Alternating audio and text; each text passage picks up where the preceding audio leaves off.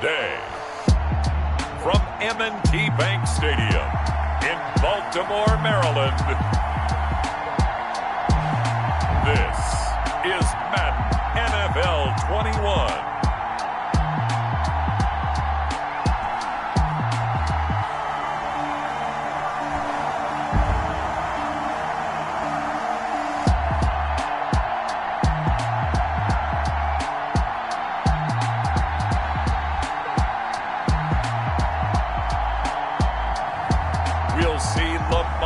Jackson and the Baltimore Ravens taking on Dak Prescott and the Dallas Cowboys. They love their crab cakes and they love their football. That's what Maryland does. And we are at M&T Bank Stadium down near the inner harbor of Baltimore. Here's a scene a short time ago. The Ravens introduced to this sellout crowd, and through a sea of pyrotechnics, out they came from the tunnel. We're set to go as the Ravens get ready to match up with the Dallas Cowboys.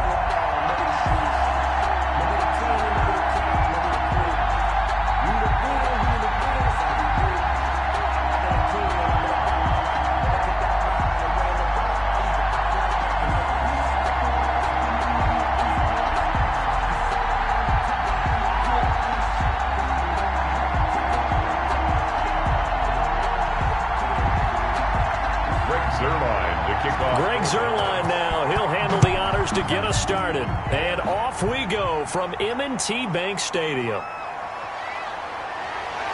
And he's able to get this across the 20, but not by much, as he's marked down officially at the 21. Here comes the Ravens on offense, and the man in charge from Louisville, the former MVP, Lamar Jackson. And no one can run the football like Lamar Jackson from the quarterback position. The most dynamic guy with the ball in his hands since probably Michael Vick. Got more accurate throwing the football each and every year at Louisville. But how about this one? A first-round pick in 2017, the number 32 pick in the first round. The last guy to do that at Louisville, Teddy Bridgewater, the same exact pick when he came out.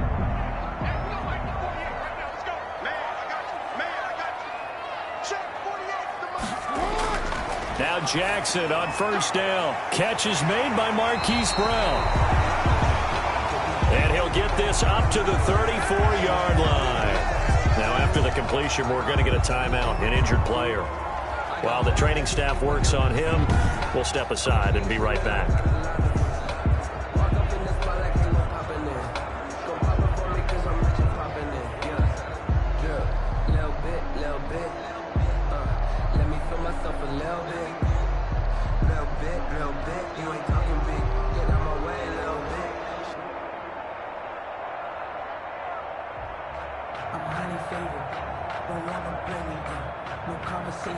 From the 34 now, here's 1st and 10.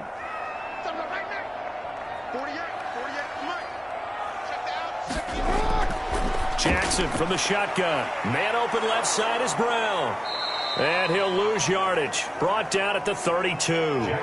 He was unable to shake free there, and they'll cover him for a loss of a yard. Well, I know it goes against the instincts of the person catching the ball because all you're ever taught is catch the football, don't drop it. But drop it there. Yeah, in that situation, dropping it would have been better. End up losing yardage, even though they completed the pass. As good as a sack. Yeah, how about that? Although they won't get the same credit for it, and it won't help them at contract time. Now 2nd and 11 from the 32. From the gun, Jackson. That'll be complete to Dobbins.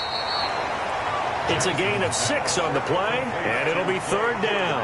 I like it, I like it, I like it. Get everyone involved in the passing game, and you know you can create those great mismatches throwing it to your guys out of the backfield. And on the first drive, that can also help establish some rhythm, right? I think so. It gets everyone involved. They feel like they're part of it and really gets them amped up as they go forward. Into heavy traffic, and it's intercepted. Picked off by Anthony Brown. And a super return as he gets us all the way down inside the 25-yard line. Now we'll see what the right arm of Dak Prescott has in store as the Dallas Cowboys offense sets up shop. I love his mobility, and I think he continues to get better and better as a pocket passer. But how about just his plain intangibles that he brings to the position? Mental toughness, as well as a physical presence that helps power any offense.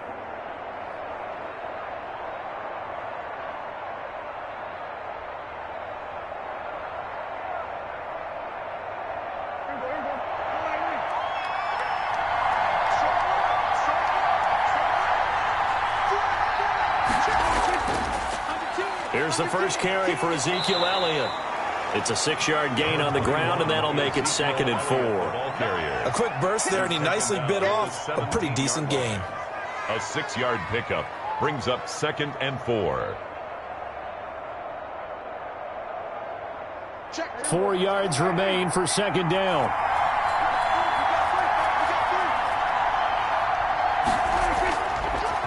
Draw play, Elliott. And now they're inside the 10 as he's brought down at the 9. It's an 8-yard pickup, and it leads to a 1st and goal. That O-line, they cleared a big hole there on that run. The athleticism of offensive lines continues to evolve, and we're seeing it here. Not only are they controlling things right at the line of scrimmage, but they're able to get upfield to get to what we call the 2nd and the 3rd levels. You know, get to the linebacker spot, the secondary spot, getting all the way downfield with their blocking, which helps keep the running back clean. They'll try to continue that trend here this afternoon. 1st and goal, a chance to convert that early turnover into points. From the shotgun, it's Prescott. That is caught at the 7-yard line. That catch good for only a couple. That was a nice throw out there to the flat, but they defended that pretty well. The hope is to go ahead and put it on him so he can turn and get upfield and gain additional yardage. There just wasn't anywhere to go on that play. The line of scrimmage, the 7 now on 2nd and goal.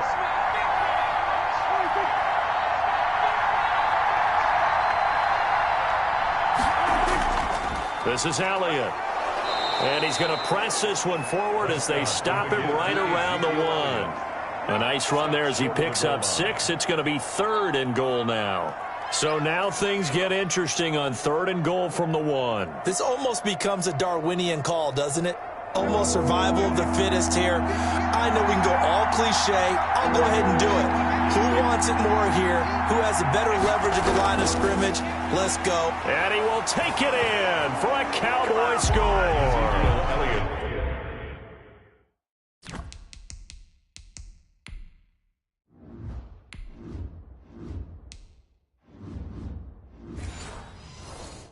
Punching it in from a yard away. And the Cowboys have taken the early lead. But they decided to run it in and got it done on 3rd and goal. A lot of times that's a passing play. And the kicker just has to come out for the PAT. He can breathe a sigh of relief as well, right? Although I don't know if he's really breathing a sigh of relief. I think he likes to put 3 points on his ledger.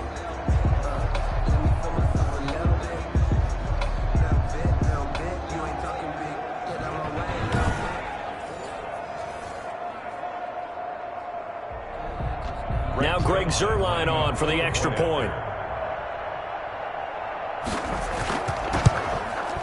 And this is up and good to make it 7-0 Cowboys. 5 plays there on that drive. And it culminates in a touchdown run by Ezekiel Elliott.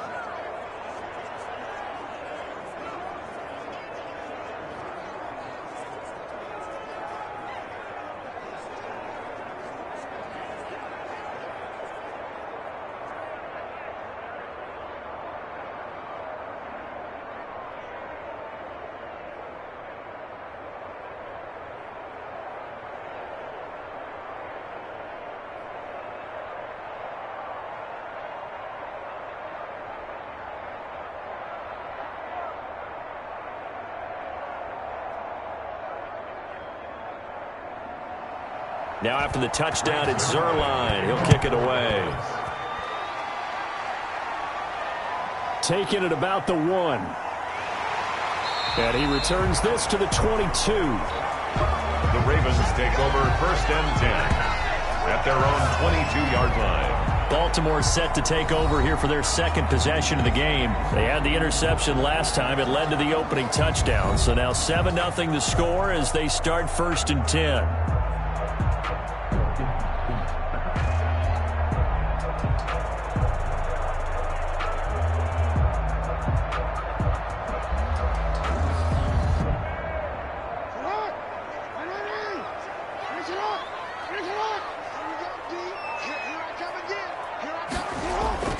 They'll run for the first time with J.K. Dobbins. And nice yardage right off the bat here as he's up to about the 24-yard line. Call it a gain of 4 on first, and that'll make it second down.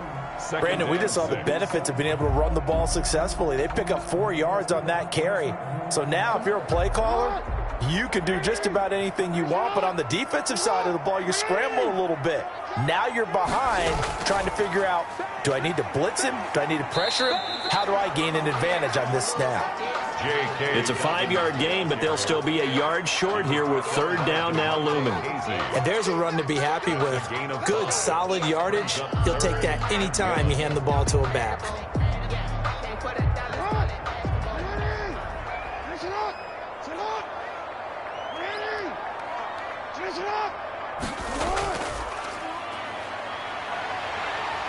And he will have a first down here at about the 40. So that gain of 9 buys them a new set of downs.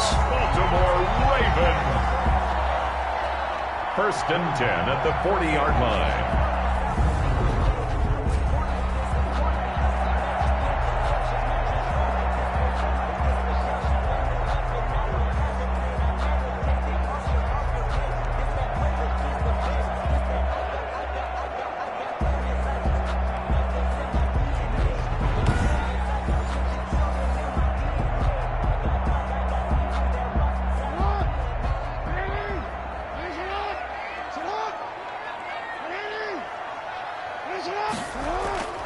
This time, Jackson will throw it.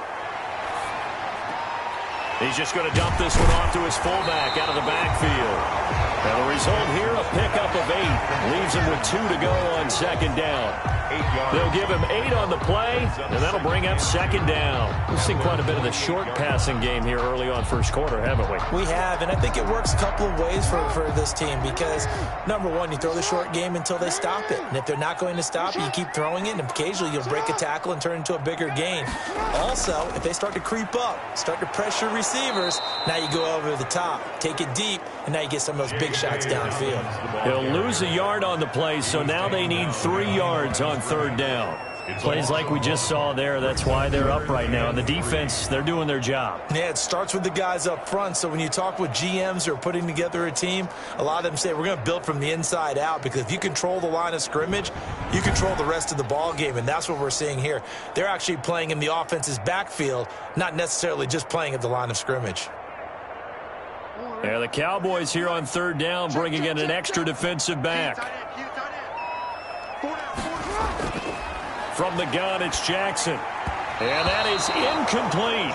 Jordan Lewis right there on the coverage. I spotted man coverage on the outside. I expect we'll see a lot of that from this defense as this game moves on.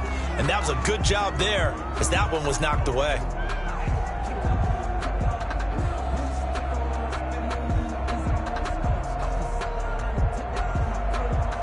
So on fourth down, here's Sam Cook to punt it away.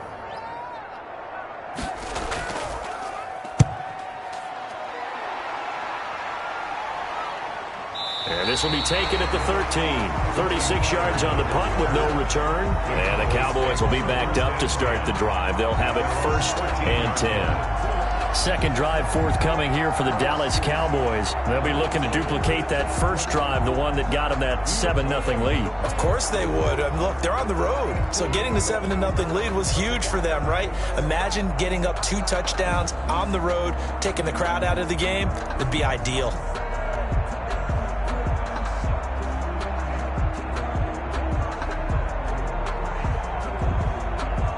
So Prescott and the Cowboys now with a first and 10 at their own 13.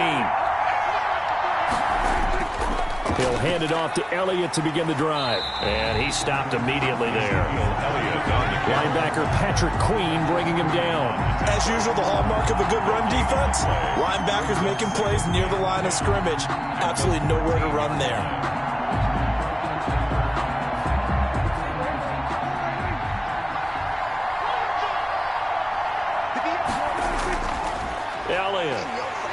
And he is met in his tracks behind the line of scrimmage.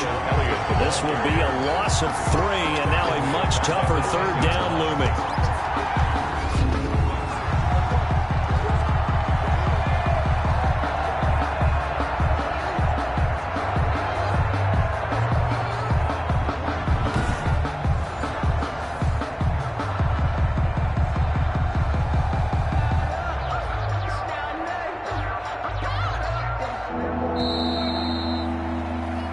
after one, 7-0 on EA Sports. Cowboys 7, Ravens nothing.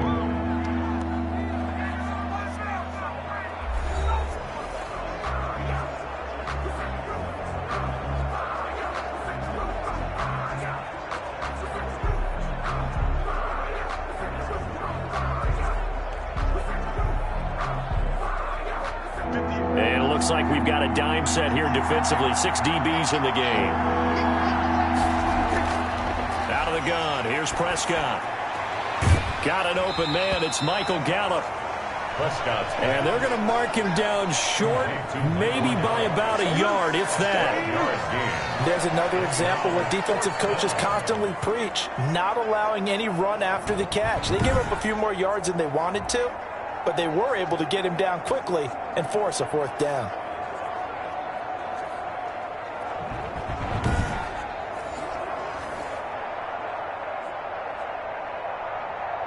On 4th down, here's Brian Anger now to kick this one away.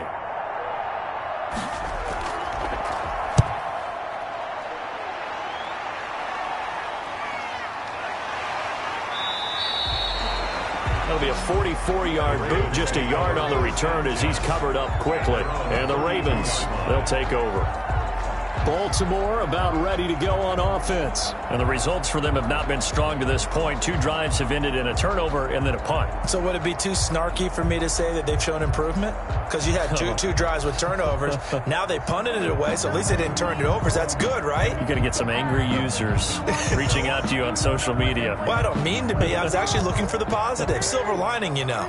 Jackson and the Ravens come up now 1st and 10 at about the 32. He'll start with a handoff to Dobbins. And the running lane's non-existent in this first half as they'll stop him behind the line. 2 yards the loss, 2nd and 12. I have a feeling they'll stay committed to running the football, especially on the early downs. They just haven't had a whole lot of success just yet.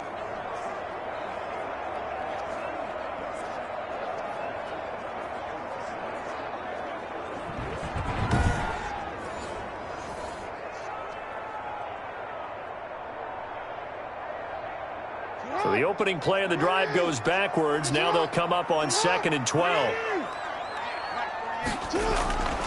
Operating from the gun, Jackson. And that'll be incomplete. Pass thrown away and incomplete. Coverage by Keanu Neal.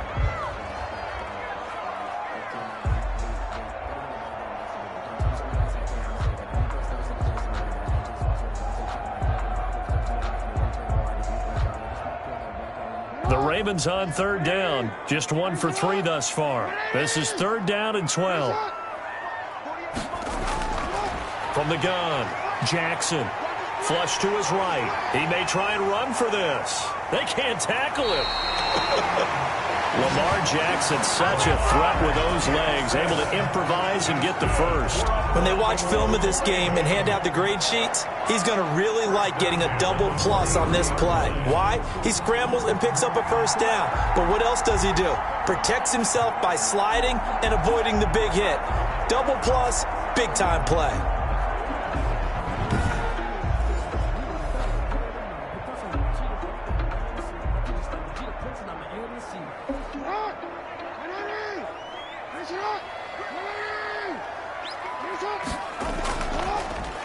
Jackson fakes the give and keeps it.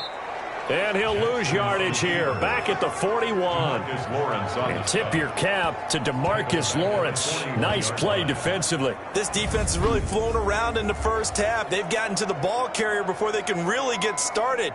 Offense got to come up with something else in order to try and get this running game going.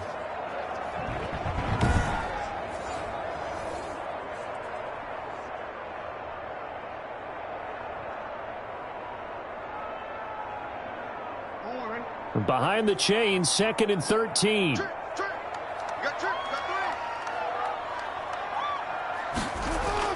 Off the play fake to Dobbins. Here's Jackson. Stepping up, he's going to keep it. He'll end up getting 5 out of that, but now they're looking at 3rd down. Now, how about that play? He took a possible negative and turned it into positive yardage and slid down to avoid taking a big shot. Excellent job getting down and avoiding the big hit. The Ravens on third down. They've hit 2 for 4 thus far. This is 3rd and 7. Throwing is Jackson. And a throw there going to be incomplete. The passing game not in sync here early. And now it's 4th down. Fair to say, hasn't been his best game throwing the football, but also not getting a lot of help out there either. Yeah, you nailed it pretty well, you know. He's got to throw it better. Got to get more help. Obviously one that should have been caught. They've got to find a way to bring those two elements together so they can make some progress in this one. And no return here. Where will they spot it? They say just outside the 20-yard line. 22-yard line. And now Dallas gets set to take the field. And they're coming off a 3-and-out, my friend. I think they've got to look at that play sheet and go to a spot that they haven't gone before. Time to shake things up a little bit to try and get this offense moving. Okay, so how do you do that? How do you shake things up? You look at what you've called before, realize it hasn't worked so well. Go to something else. And maybe you try and find one of those special plays from one of your better players, and maybe try and hit something big and get things going in the excitement area. They'll start the drive with Elliott. Some fancy footwork, but not much room to operate. Just up past the 25 and no further. He was brought down. They give him 4 yards there. It'll be 2nd and 6. He did have the touchdown run earlier, but not a heck of a lot more than that throughout this game. No, not at all. In fact, I would say that this defense has done as good of a job on him as they have on any runner in recent memory. To throw on 2nd and 6. Prescott. He finds his target. It's Schultz. Prescott. That catch good for 5. It's 3rd down. I think it's okay there. They didn't get a whole lot on that play, but it's nice to have a safety valve that's built like this guy. Big target, guy you can spot pretty easily. Put it on him when your other targets aren't open.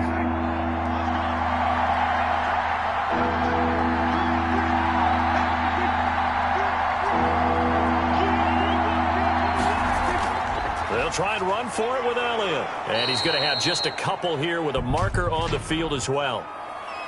Holding offense. Oh, what is that? So some holding over on the left side of that O-line. And I know for the guys trying to move those big defensive people, they'd love for them to stay in one spot. But they move around so quick and so fast that sometimes you just have to grab them. So following the holding call, what can they do here on 3rd and long? Prescott from the gun. And that will be incomplete. More problems here on 3rd down. They've converted only once so far in this first half. And you know as well as I do in this league, if you don't win on 3rd down, it makes it hard to win a ball game because then you're relying on your defense, you're relying on your special teams. You've got to get it done with your offensive unit.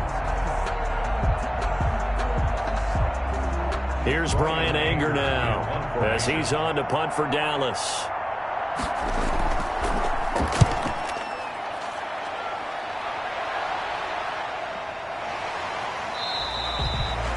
So a change of possession here on the punt. And the offense will take over with a new set of downs.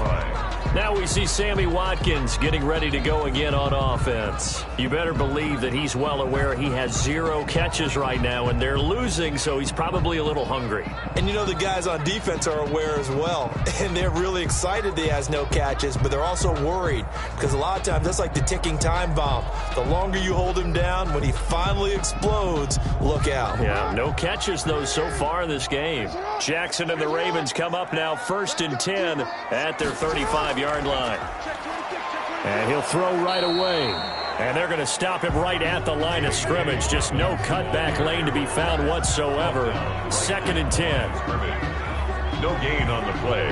2nd and 10 at the 35-yard line.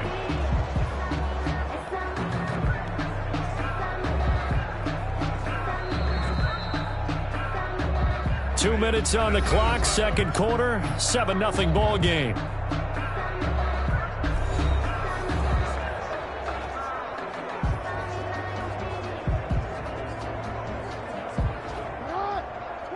We remind you that coming up in 2 minutes' time, we'll hand you off to Orlando, where Jonathan Coachman will have highlights and analysis of this first half of action. Now the second down throw on target. 8 yards on the completion, but now they face third down. That's a gain of 8. Makes it 3rd and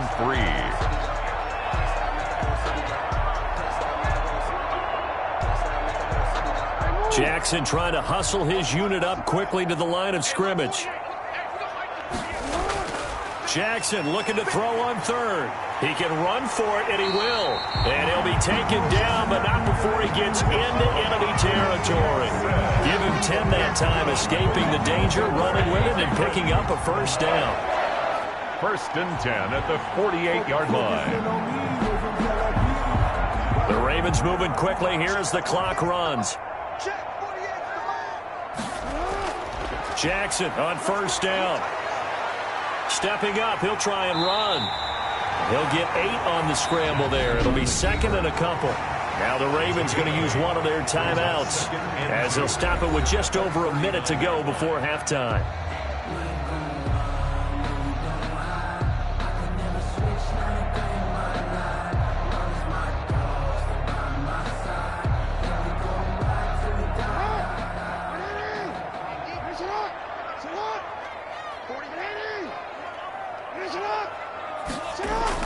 Throwing again on 2nd down. Jackson, a short throw caught by Andrews. The Ravens going to use the 2nd of their timeouts as the stoppage will come with a little under a minute to go in this first half.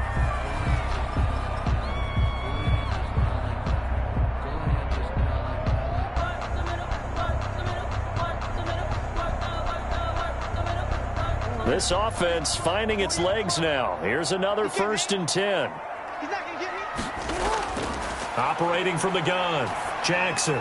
He gets this underneath to Dobbins. And they'll get him down after a pickup of 8, 2nd and 2. Just about every quarterback is trained to really look downfield first before you come back and make a nice, safe throw.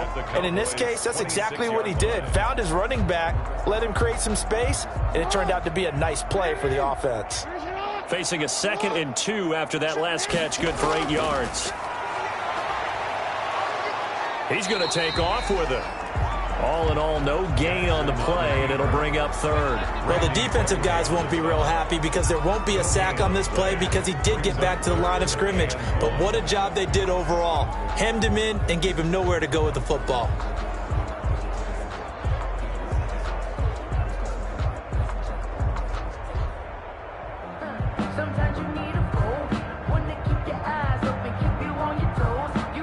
Now a timeout signaled for, and they'll get it with 10 seconds to go before halftime.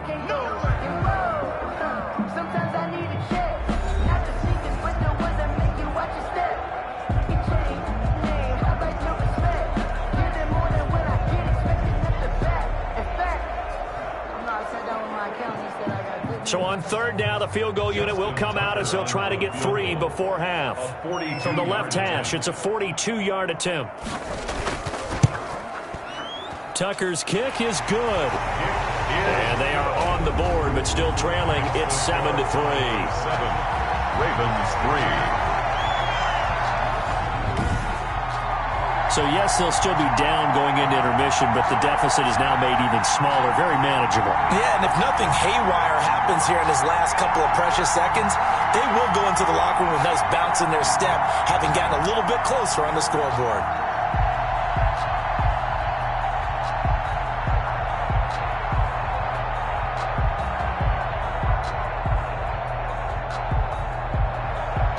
Maybe time for one play on offense. 7 seconds to go in the half as the kick is away. That'll be taken about a yard deep. Nifty move. And they'll get him down right around the 25, actually the 26 officially, so a net gain of 1 there. The Cowboys take over 1st and 10 at their own 26-yard line.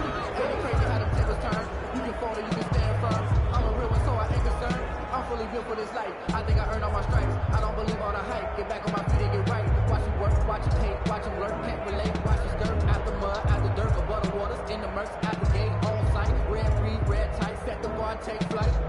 Yeah, I So time perhaps for one final kneel down before they take this lead to the locker room. All that remains is to snap this once, and that'll do it for the first half of play. So we've reached intermission here in a low-scoring game. 7-3 is our score. As we'll send you down the coast now to Orlando, that's where we find Jonathan Coachman, ready with our EA Sports Halftime Report. Coach. Okay, right, Brandon. Thanks very much. And welcome in, everyone, to this slimmed-down version of the EA Sports Halftime Report. We were treated to a fine first half from Dak Prescott. His guys have the lead as we'll hand it back over to our commentators, Brandon Godden and Charles Davis. All right, Coach, thank you, and we welcome everyone back for quarter number 3.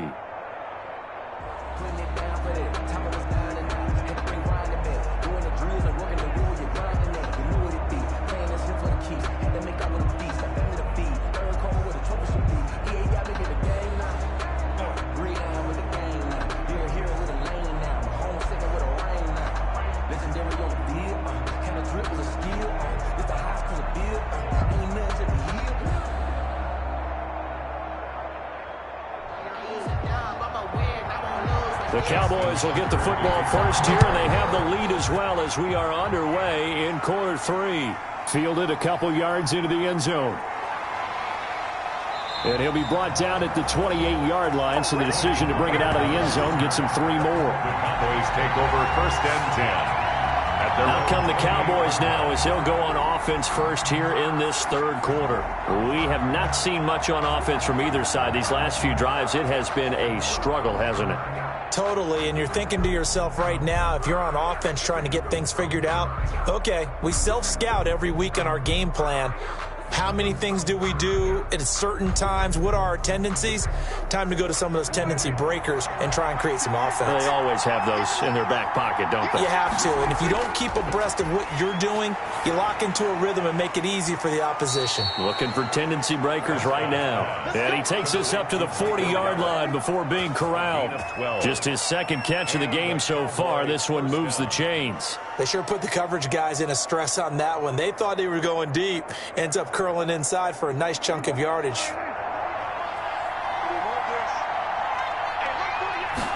And they'll let the quarterback keep it here on 1st and 10. And he'll work it across midfield inside the 45. It's a gain of 16 and the Dallas first down. Sometimes it's hard to believe, but there are times this game is about patience, isn't it? Has had the game he expected, but that run there, that may get him going. I was just going to say, maybe that gives him a little juice, because you're right, he struggled, especially in that first half. Yeah, and I know the great ones always think to themselves, just hang in there. I'm just one big carry away from busting this open. That's a good start for him. Back-to-back good plays have him on the move on first down. Now Prescott. Got his man complete over the middle. It's Schultz. And he'll get this one down near the 20-yard line, just shy of the 20. A gain of 20. The end result, 21 yards. Well, it certainly doesn't matter if it's been through the air like on this play or on the ground. I don't know what's going on with this defense. In a sense, they've been AWOL on this drive so far. 3 plays, 3 first downs given up. They've got to find the answers, and they've got to find them quick.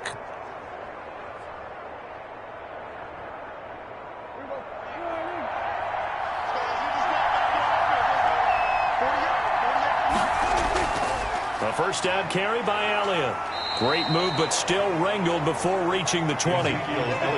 Just a yard on the pickup there, and it'll bring up a 2nd and 9. Well, sometimes you just have to give credit to the defense. Great job there at the point of attack, holding up. They won their battles at the line of scrimmage, left him no space to try and run. A really nice job swarming to the ball carrier.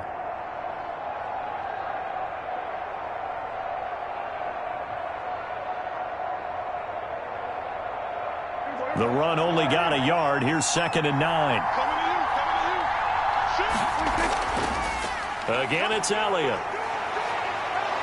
And he's going to be down close to a first down at the Ravens' 13-yard line. Give him 8 yards there. Still a few inches to go, though, as it'll be 3rd down and about the length of the football.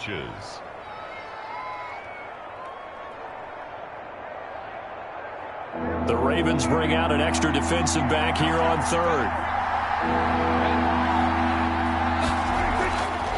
On 3rd and short, they'll try option left.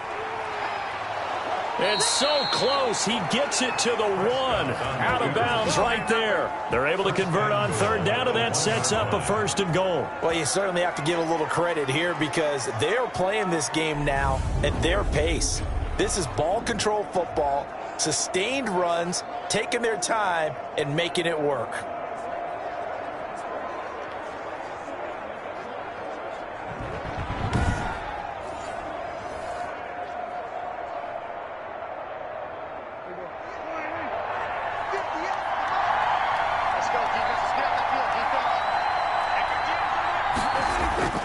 They'll try to run it in with Elliott. And he is going to lose yardage here. A loss of a full 3 yards, and now it's 2nd down. Well, it's apparent the defense understands the situation.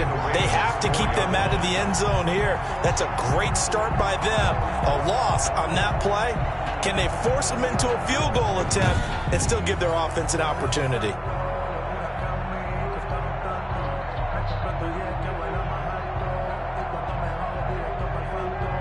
From back at the 4, here's 2nd and goal. They'll try to throw now. Prescott. And he'll take it into the end zone for a Cowboy touchdown. From 4 yards out. Then the Cowboys will add on to their lead. Circle that drive because that might be one to remember. Well executed to give them a little cushion. Well, let's take it into the boxing ring. You talk about them commanding it, keeping the fight where they wanted to, whether it was in the center of the ring or putting them on the ropes because it was jab, jab, jab. And finally, the haymaker to put that drive away. Zerline now for the PAT.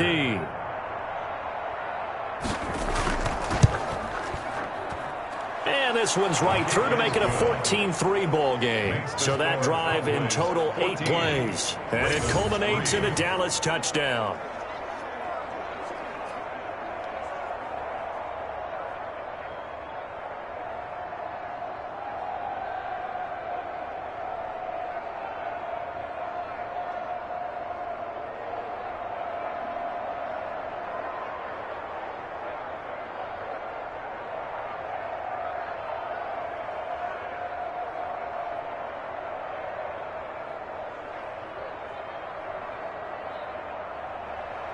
Now after the touchdown, it's Zerline. He'll kick it away. That'll be taken about a yard deep. And they'll get him down right around the 25, actually the 26 officially, so a net gain of 1 there. The Ravens offense getting ready now for their first possession of the second half. Their deficit is 11, 14-3, and needing to get something going here as they come up on 1st and 10.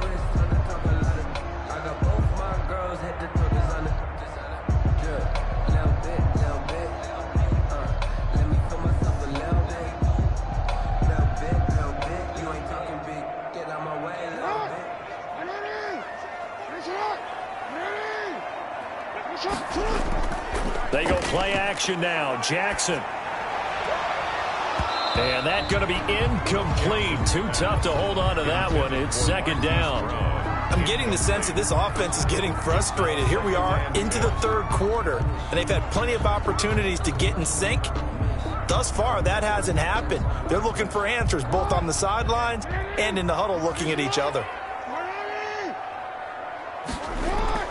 Jackson, draw play to Dobbins. Only a couple there as he'll be brought down about the 28. Now after the running play, we've got a man down on the field. While the trainers take a look, we'll step aside.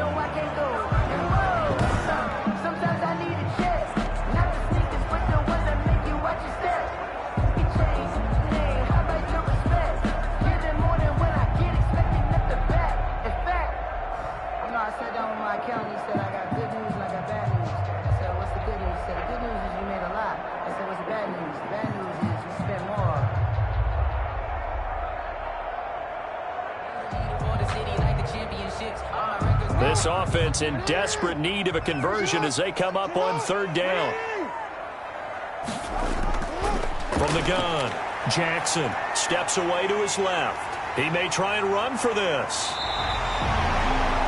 Turns out to be a great idea to tuck that one. Good for 24 yards. We just saw a nice example of why teams often bring in baseball guys to teach quarterbacks how to slide in key situations. You want to protect your franchise guy.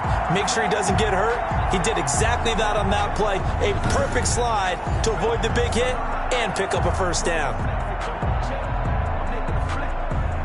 So from Cowboy territory now, here's 1st and 10 at the 47. Jackson on the give to Dobbins. This will be stopped about 2 yards shy of the marker. 8-yard gain, 2nd and 2. Running lanes were at a premium in the first half, but he's able to find some room there, and he's hoping that that's a precursor of a big second half. 39-yard line. 8 yards the gain on that last run. Here's 2nd and a couple. Another run here with Dobbins. And brought down, but not before they're inside the 25. 16 yards, a first down. I can certainly tell my age, partner, because when I was a kid, running backs like J.K. Dobbins with over 2,000 yards in their final season in college, they went early in the draft. Instead, he somehow lasted until the 2nd round. But how great is it to get a guy with that ability who can run it inside, run to the perimeter, and catch the football out of the backfield? To be able to get him in the 2nd round, that's what I call a steal. Still in search of their first touchdown of the game, but they're on the move. 1st and 10. They'll run. It's Dobbins. Dobbins hit and he fumbles. It's picked up by the Cowboys. And a big turnover there as his guys will get the football back. There are 2 words that we hear coaches say all of the time. One starts with a B, one starts with an S. Ball security. And they preach it. They have it up in meeting rooms, right? You see the signs. They talk about it all the time. But still, when you've got defenders out there who are preaching, hey, we're going to take the ball away from you, no matter what position you play, you've got to take care of the rock.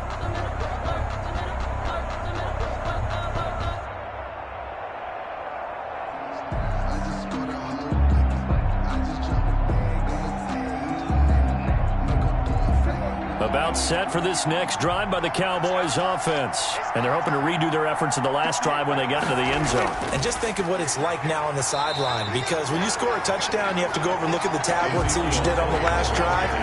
When you scored points, it's a whole lot better view than when you're trying to figure out how to fix things there. Sometimes you just sit back and marvel at what he can do defensively. Speed, strength, quickness, he's the whole package. And that package just wrapped up the runner for a loss.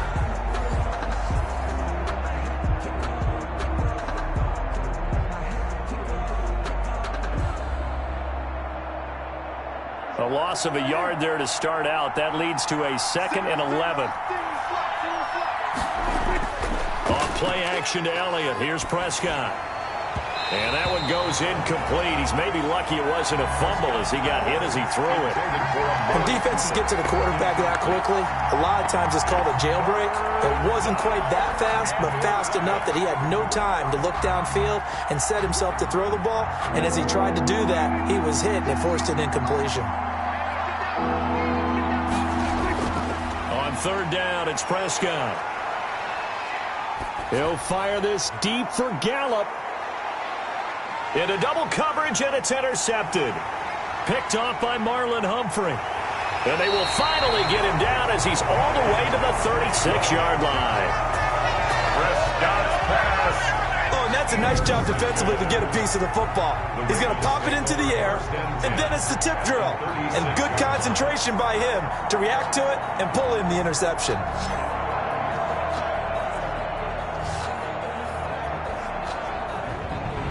The Ravens ready to take over. And last time the turnover on the fumble, and they were in enemy territory, so that had to be very frustrating. Down on the scoreboard here, can't do it again. You nailed every part of what was frustrating. Down on the scoreboard, had a drive going, had pushed it past the 50-yard line, so they felt like they were in striking distance, and to come away with nothing, not a good feeling at all, to put it mildly. Now they can't afford to do that again. Yeah, now can they get that bad taste out of their mouth here? After the interception, here's Jackson. Quick slant to Brown. And he's going to get this down near the 20-yard line. That's good for a Raven first down, 15 yards there. Right after the turnover, they come out throwing. And that means it's a sudden change situation. We used to practice it on defense. Sudden change, get out there, stop the offense. But you typically run out there a little bit unsettled. I think that's why he came right out throwing the football, hoping to catch him off balance. And he did.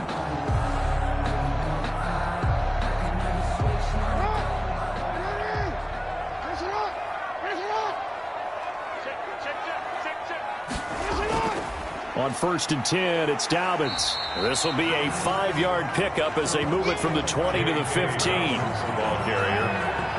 He's brought down at the 15-yard line. It's a gain of 5. Brings up 2nd and 5.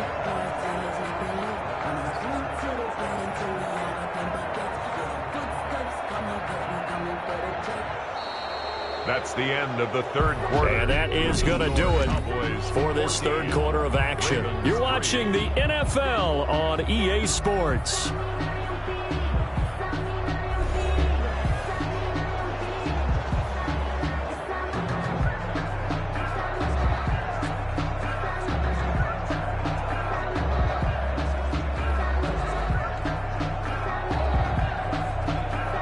The first down run got 5. Here's 2nd and 5. Operating from the gun, Jackson. Looking end zone, but it's incomplete. He was looking for his tight end, Mark Andrews, there, and it's 3rd and 5. Well, this at least is the right idea. I think they've got to get the tight end more involved. He had just 1 target in the first half, incomplete. Now incomplete here with the first target of the second half. Yeah, should not stop them at all from going back to him, though. Find him. Find him. From the gun on 3rd down, Jackson. This is caught. Watkins. And the Ravens are going to have 1st and goal as they try to finish off this drive with 6 points. They're able to convert on 3rd down, and that sets up a 1st and goal. And in a 2-score game, obviously, every play, every 3rd down, like we saw there, magnified. Big pickup. It was a huge pickup. What they really want, though, is to not even get to 3rd down. They've got to maximize time and conserve as much as possible. 1st and goal, and they got to be thinking a chance to get right back into this football game. They'll try to run it in, going option right. And he goes backwards on this one, losing yardage to the 7. Behind the line of scrimmage. Well, he's had success running the football in this one. Yeah, that's undeniable, but that time the defense was on to it. And, partner, I think the more you see a play like this, the more they're able to diagnose it quicker and easier for them to defend it. I think you have to dress it up a little bit and show maybe some different formations and looks.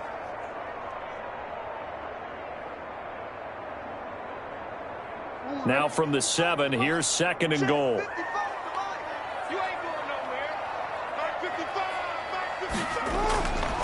Jackson. This will be caught at about the 5. Only able to pick up 2, and that leads us to 3rd and goal. One thing you're hoping for when you run drag routes, you're able to hit a receiver in stride, and he can pick up a lot of yardage after the catch. But in this situation, the defense was effective, able to stop him before he could get a good head of steam going.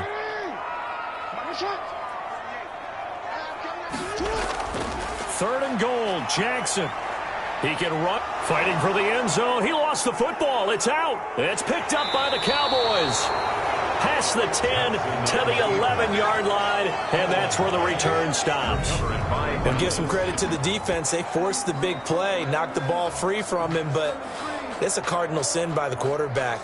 Know where you are on the field, and he just gave up at a minimum 3 points. Instead of getting down, takes the contact. The turnover ensues.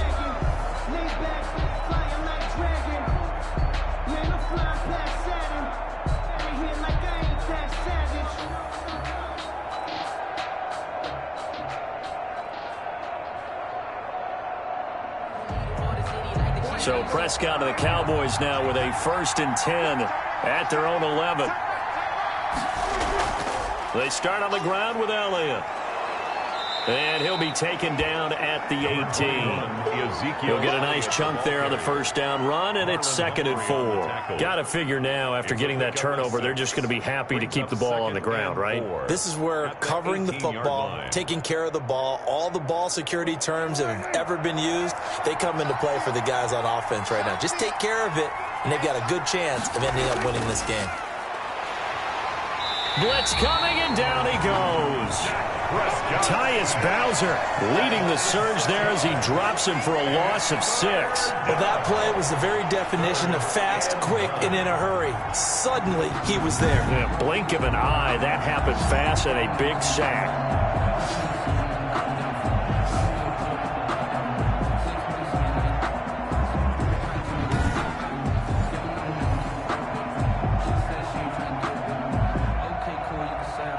The Cowboys on 3rd down. 2 for 5 to this point. This is 3rd and 9. Looking to throw. Prescott buying time to his left. A good decision in the end to pull it and run. Gets him 9 yards and a first. That is an absolute backbreaker. That was a design passing play. Wasn't a draw.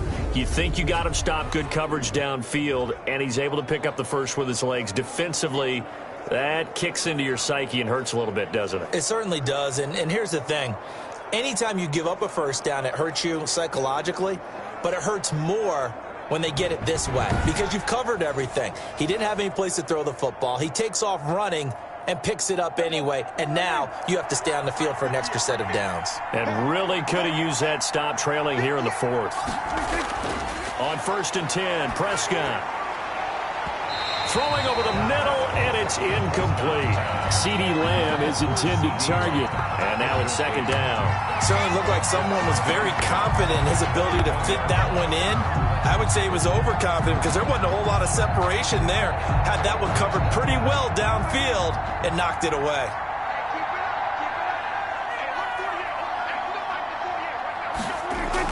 They'll try and run some clock now with Elliott. And he's taken down but able to slip across the 35. 16 yards, a first down. Well, I don't think there's any question, Brandon, at this stage, the stop troops, the defensive guys, they got to use their 3 timeouts here. They've got to stop them and get the ball back. Yeah, if you're in that 2 to 3 score deficit window that they're in now, you got to get it ASAP. Yeah, no doubt about it. Stop them, use your timeouts. Easier to move the ball on offense without timeouts than to stop them on defense without using them. So after a good run by Zeke, another 1st and 10.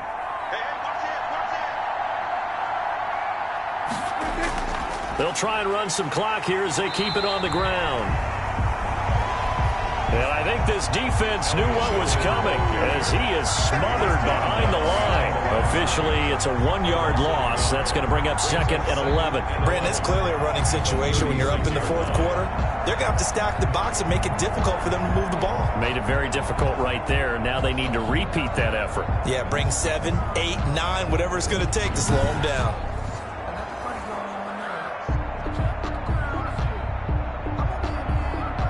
If nothing else, they've already taken a couple minutes off the clock here already as they come up 2nd down. 2 minutes left to play in this football game here on EA Sports.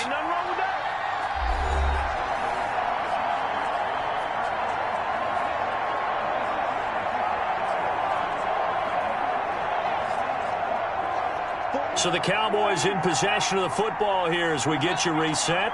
And the scoreboard on their side, they're just looking to melt away these final couple of minutes and put this one in the left-hand column. And now right out of the 2-minute break, they'll get a timeout used defensively with 1:56 to go.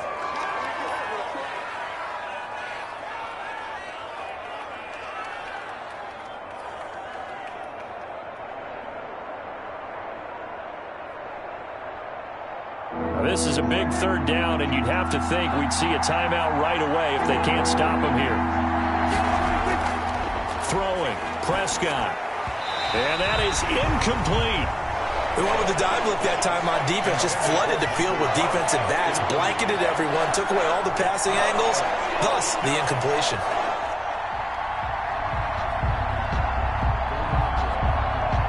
Here's Brian Anger now as he's on to punt for Dallas.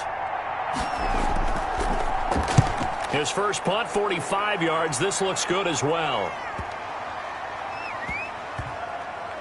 And a nice job here to down this one right on the 5-yard line.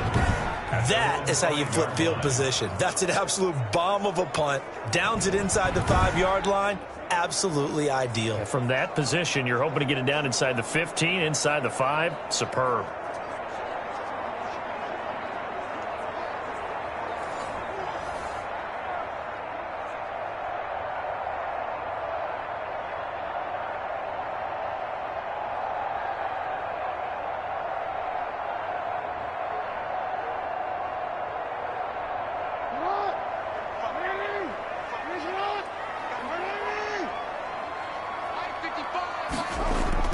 On 1st and 10, it's Jackson, and that will be incomplete. Would have been a big hitter if they had connected. Instead, it's 2nd down.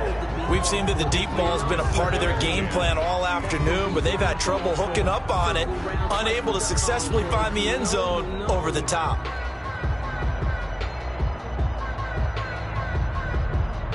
So after the incompletion on 1st, now 2nd and 10. To throw again, Jackson. They set up the screen for Dobbins. And they'll bring him down right around the 13. The Ravens going to use the 2nd of their timeouts as they'll get it with just over 90 seconds to go in the ball game.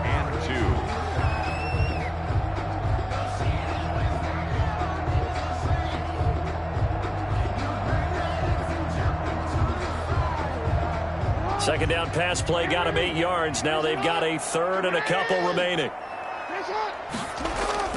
Off the play fake. Here's Jackson. And he will find his man on the outside. And he gets up near the 25 to about the 24 before going out of bounds. Jackson to Andrews on that one. 1st down, Baltimore.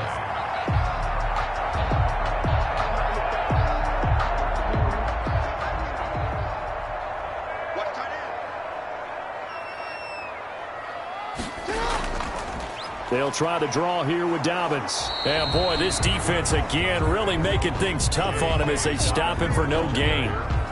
He's already fumbled once in this game, and I thought the ball started to jostle there a little bit, but they got to him quickly at the line of scrimmage. It sure did. And remember, if you're not a very confident runner and you've already dropped it once, if there's traffic around you, the only thing you think about is protecting the football, not gaining yards.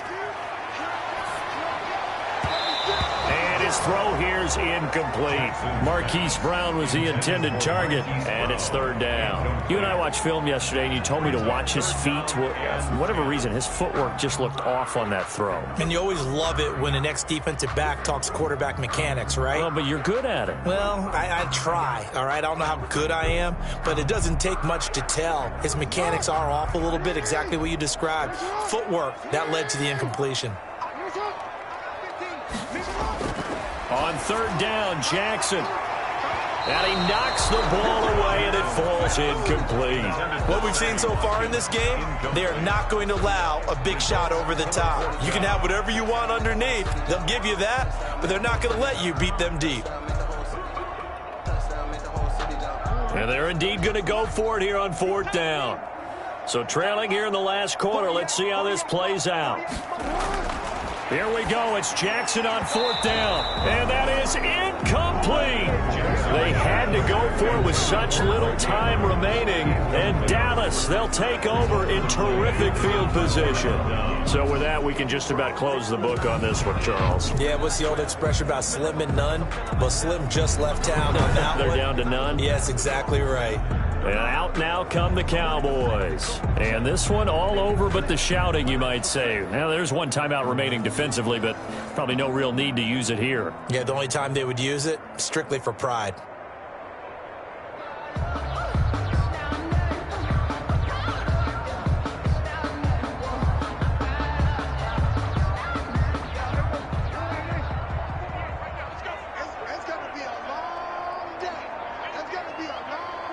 The Cowboys on their way to victory as they take a knee. Ravens going to use their 3rd and final timeout as they get the stoppage with a little over 50 seconds left to go in the game.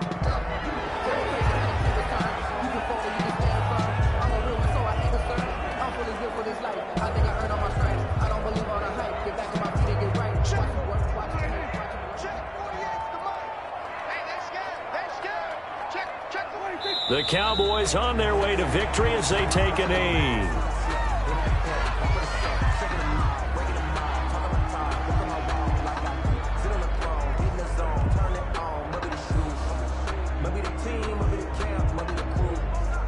So time to start going in the other direction as they come up now 3rd and long. 58, boys, 58, 58, come on. Let's go, Heavy. Let's go, Heavy. Prescott, he goes down to a knee, and that should just about do it.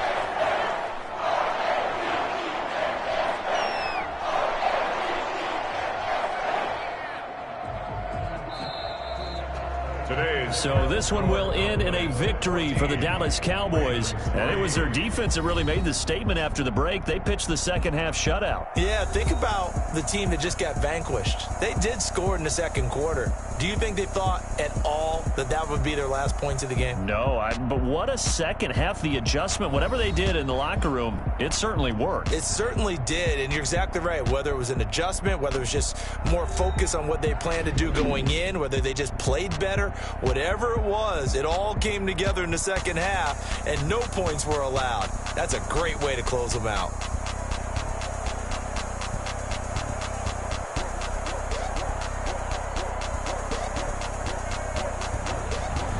So that'll do it for us. For my partner, Charles Davis, and all the hard-working men and women on our crew, I'm Brandon Gaudin. You've been watching the NFL right here on EA Sports. From Baltimore, so long, everybody.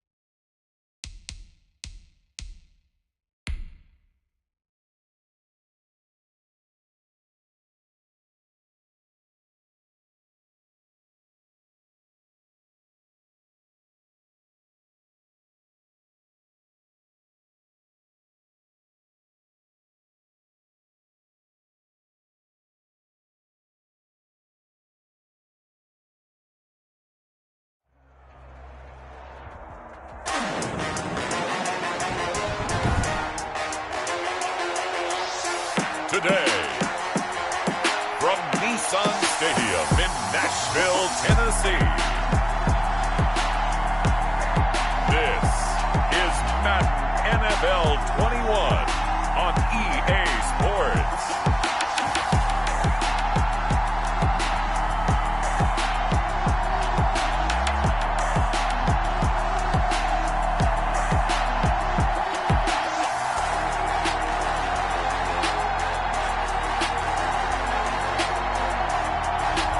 We'll see Ryan Tannehill and the Tennessee Titans taking on Baker Mayfield and the Cleveland Browns.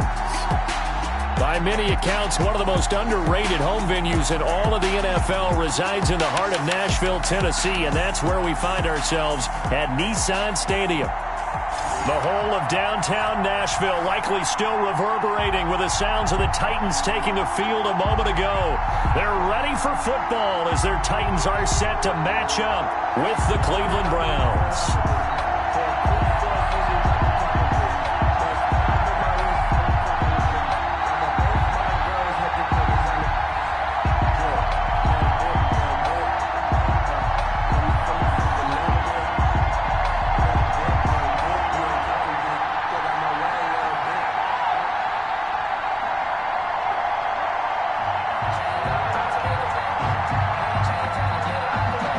Two teams more than ready to get this one started. And off we go from Nashville.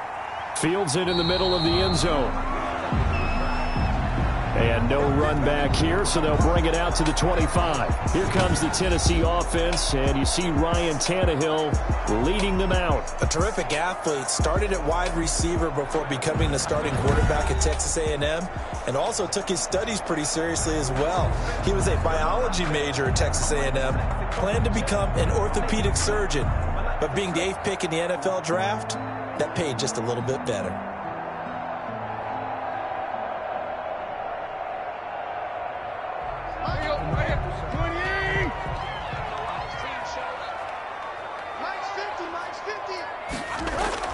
Tannehill on first down. This complete to the former Longhorn Marcus Johnson. And they'll get it all the way up about 5 yards shy of midfield. That one good for 20 on the catch and run. Oh, that was a nice job there. Quarterback and receiver reading the pressure that was brought. They both knew it was going to open up the middle of the field. Nice little shake and bake in the line of scrimmage, got right into his route.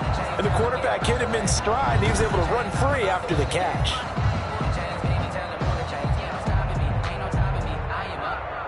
The big play to start him out has him at the 45 already. Out of the gun, Tannehill. Into heavy traffic, and it's intercepted. Picked by Ronnie Harrison, and they will set up shop at their own 41-yard line.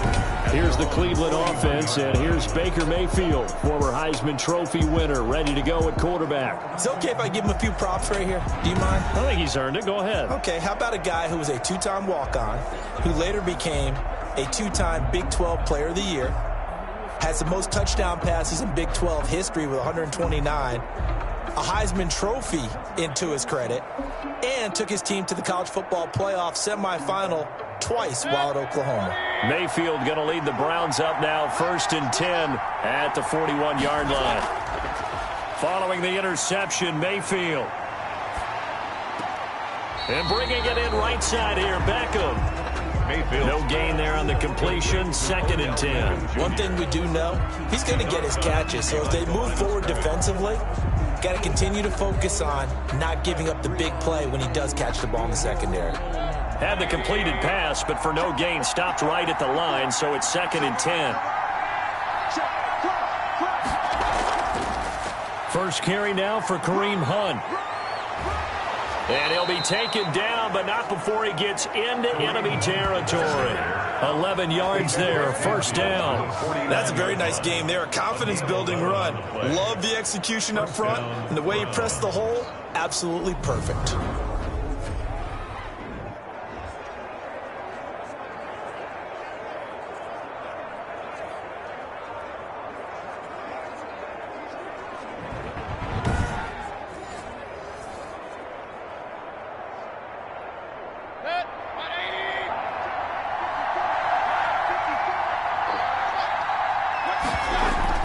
On first down, they go right back to Hunt.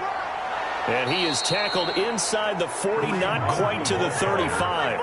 Another nice gain, 13 yards that time, and another first down. So back-to-back big runs, picking apart this defense on the opening drive. I thought this was a passing league. I thought this was the era we were in where the ball was always in the air, right? They didn't get the memo. And they didn't get the memo, and I know this to be true.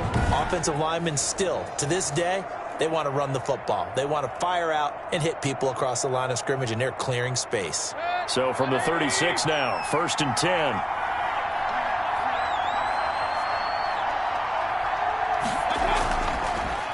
A first carry now for Nick Chubb. A second stiff arm.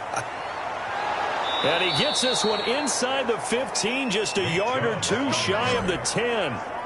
25 yards the pickup there, and also a first down. They're making it look easy out there. Another first down. So far on this drive, let me do this little bit of math here. 4 plays, 3 first downs. That's a pretty good recipe for success.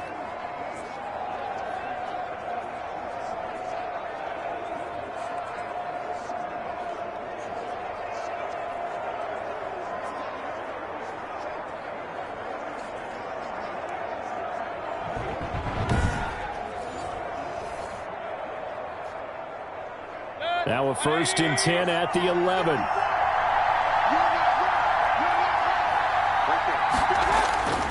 They'll try to throw here. Mayfield almost able to intercept it. That's one he would have liked to have held on to on this first drive. Instead, second down. I think he's got to be careful not to force anything into coverage right there. There weren't really any throwing lanes, but the best part for him, he's got 2nd and 3rd down to fall back on. After the incomplete pass, here now is 2nd and 10. Running with Hunt here out of the shotgun. And a nice job to break free of one tackle, but it slowed his momentum somewhat, and he's taken down right after. Now a timeout being called as there's an injured Titan down on the field. We'll check on his status when we get back.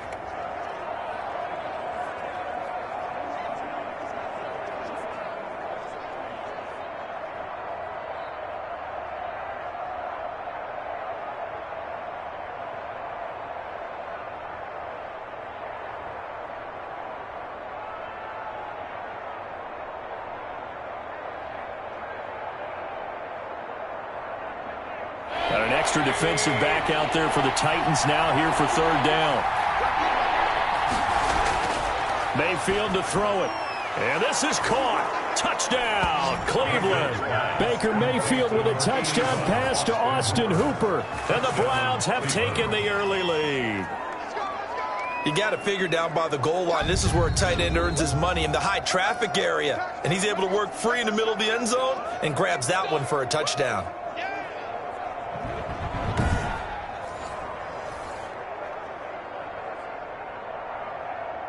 Cody Parkey is on now for the point after. It's up and through to make it 7-0 Browns. So this drive spans 7 plays, and it's capped off by the Browns touchdown.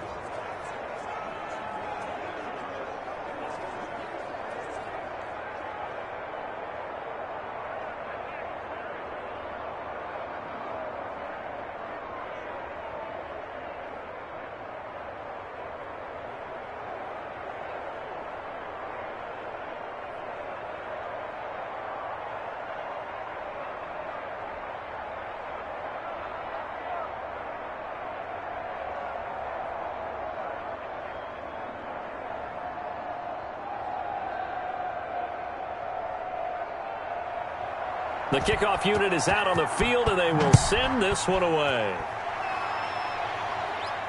Taken in at the 3. And they'll get it.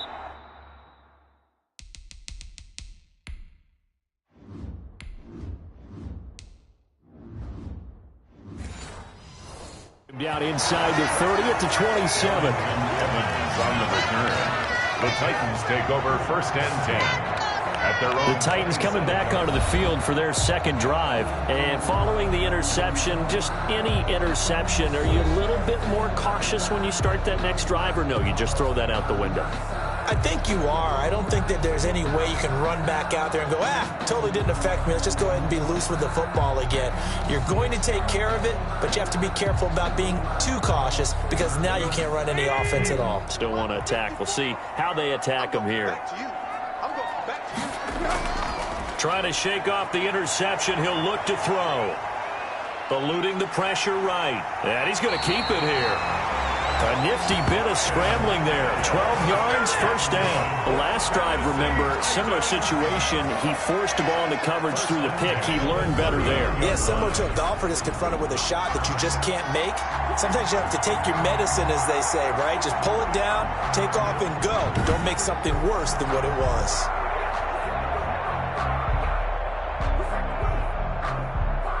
So from the 39 now, they'll come up on a 1st and 10. Here we go.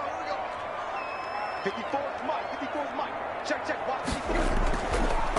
On the ground, this is Derrick Henry. And the result here, a pickup of 8. Leaves him with 2 to go on 2nd down.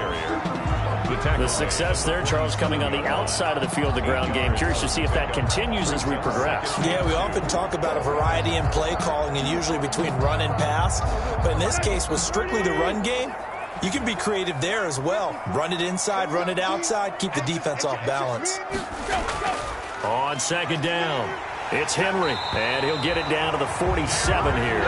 6 yards the pickup, and that's a 1st down. Not too many more ideal situations in 2nd and 2 in order to try and pick up a 1st down. They ran it and picked it up. So a 1st and 10 upcoming from Browns territory now at the 47. They'll try the air now with Tannehill. That's going to be caught by Josh Reynolds. And he's got this down to the 35. 1st down, Titans, gain of 12. You can see the time and effort and thought that they put into their passing game because it was evident right there. It looks like a simple pitch and catch, but you and I both know that they have planned for this and worked hard to make it happen.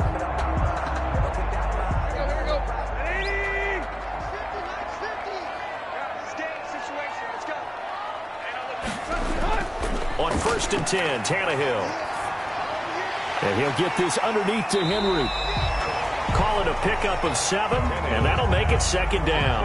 And with his size coming out of the backfield, usually takes more than an arm tackle to get him down. That's why they like to get him involved in the passing game. No doubt about it. You saw him running that angle route there and catching the ball. And with his size, not often thought to have hands, but we're hearing that more and more. Guys are doing a better job of catching the ball at any size coming out of the backfield because they need to be a full part of the offense. 4 yards the pickup, 1st down. Now that's the way to do it. Hand it to someone with vision and good footwork and add in a little bit of power, and you find a way to pick up 1st downs.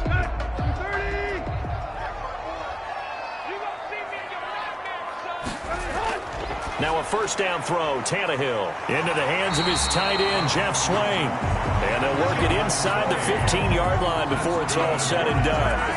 1st down, Titans, gain of 12. You don't always expect tight ends to be big in terms of run after the catch, but after that play, he joins a growing band of players that's putting that stereotype right on its ear.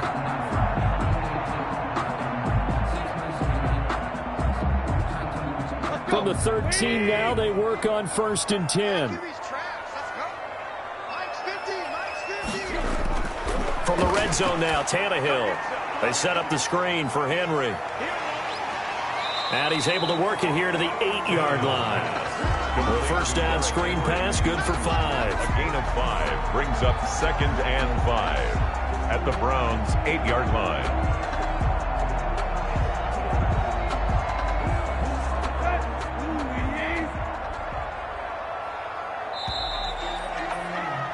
After 1, 7-0 on EA Sports. Browns 7, Titans nothing.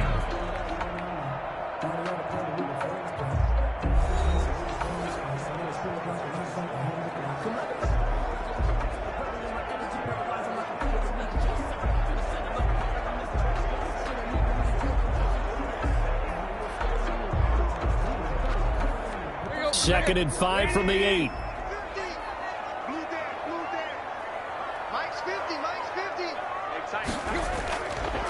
A shotgun snap for Tannehill. And now he lost the football. Tannehill loses it. And this is picked up by the Browns. And this one will be brought back to the 22. We know he's got the speed to get downfield, Charles, but there's the negative side. A little loose with the football that time. And that's normal, especially when you have his type of talents, because you feel like you're into the open field and maybe you don't feel the people who are around you or closing in. All quarterbacks have to do extra ball security drills with the way the game's played now, because defenses, they attack the football as much as they attack the runner.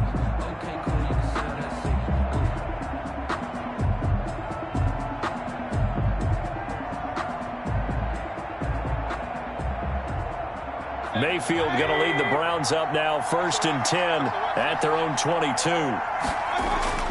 Mayfield now after the fumble recovery. Oh, it was hit at the line of scrimmage and intercepted. Picked off at the 23. And he will take this one home. It's a touchdown.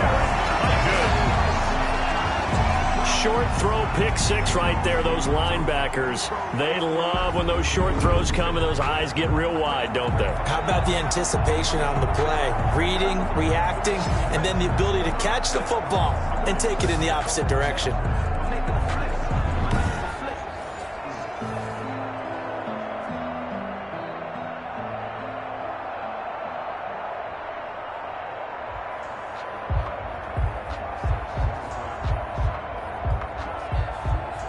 Now the extra point. For the extra point.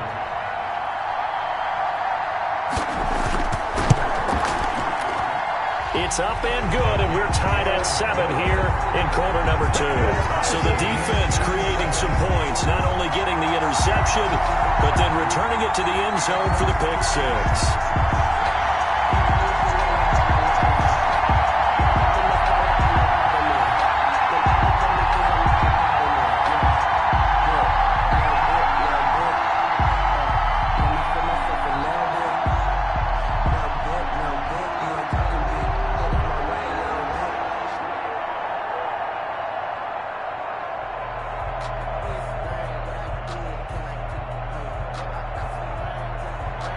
So all even at 7 now as they kick it away.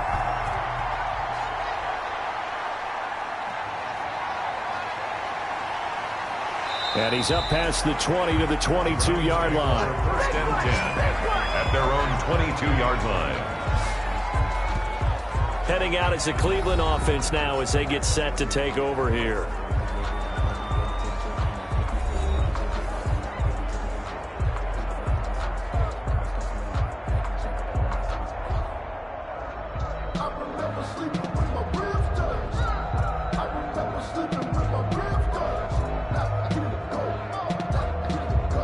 Mayfield going to lead the Browns up now, 1st and 10 at their own 22. They'll start with Hunt on the ground. And a short gain there as he'll get it up only to about the 24. Ball carrier. Daquan Jones in on the tackle there. 4-yard line. Certainly a nice job there by the defense rallying to the football and getting him on the ground, but I think the play gets made by the defensive front, because if they can't get upfield, their job is to go ahead and get low, almost get into a ball sometimes, stack things up, and make it difficult for the runner to find a hole. Shoves him away. Just a couple on the pickup there, and now it's 3rd down. They did a really nice job there defensively. They strung the play out, didn't give him a cutback lane. On each play, you have guys what I call our BCR players. Guys are responsible for the bootleg, for the cutback, and for the reverse. They played that one perfectly. And rode him right out of bounds.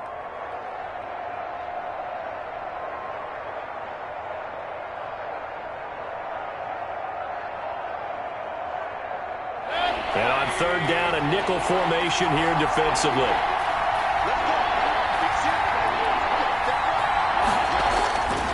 From the gun, Mayfield. And he's got his man on the out route. And he's able to get this one up to his 30 before he's out of bounds. They stop him for only 3 that time, and that'll bring up 4th down. Now, that's going to be a tough one to explain when they get together and watch the game film, isn't it? I mean, they had the right call, had the out route. He's got to know where the 1st down sticks are, yet he steps out of bounds that close. Not their best play.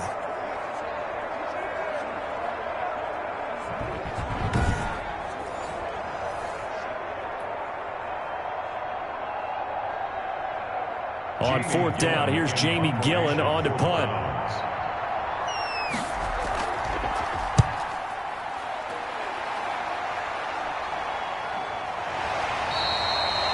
So possession goes over here on the punt, and it'll be Titan football. And here comes Tennessee as they get set to take the field. And they'll be looking to atone for last time's mistake of fumbling inside the red zone. Certainly they don't want to do that again. And so much emphasis placed on red zone offense. I mean, you have periods devoted in practice just for that because everyone knows how vital it is to put points on the board when you've entered that part of the field. And to come away with nothing, that's difficult for a team to handle. And difficult, and now we'll see if they can make it less difficult on themselves on this drive. On first down, Tannehill. Henry's got it out on the left side.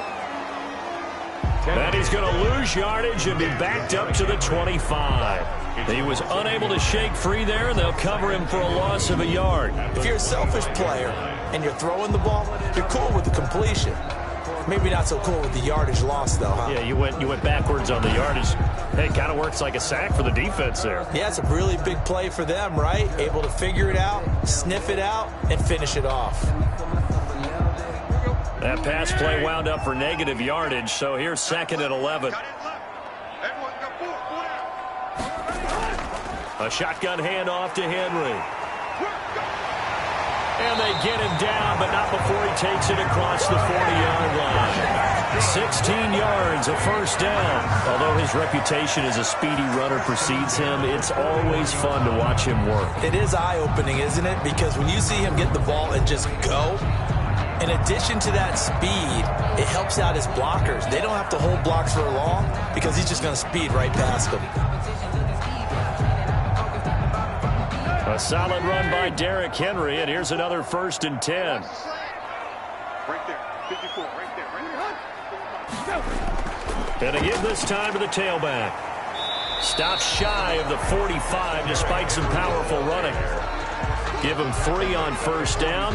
It'll set up a 2nd and 7. They went right back to him, but he pretty much had nowhere to go on that play. Now, the previous carry looked pretty good. That one, maybe he was a little tired. I don't know. Yeah, maybe he should have tapped out and had a second back come in and maybe make that run. Who knows?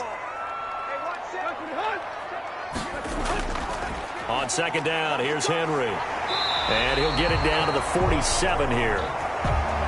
That one, a first down pickup of 8. Partner, in our years together, we've never really run into a player that's admitted a doubt or a lack of confidence, right? But right now, I'm just wondering about that interior line because on defense, they're starting to get manhandled at the point of attack. Do they have it in them to figure a way to reverse the tide? Because right now, they're running the ball at will.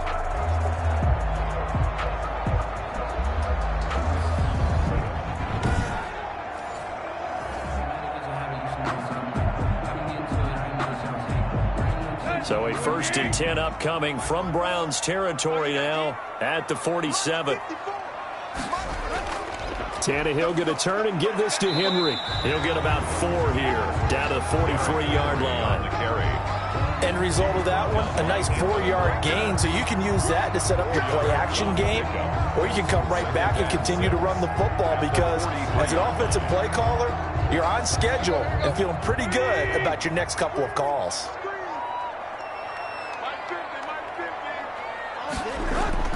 To throw on 2nd and 6, Tannehill. He gets it left side to Johnson. And they're going to have another first down as he's going to be tackled at the Browns' 27-yard line. That one good for 16, and the drive will continue.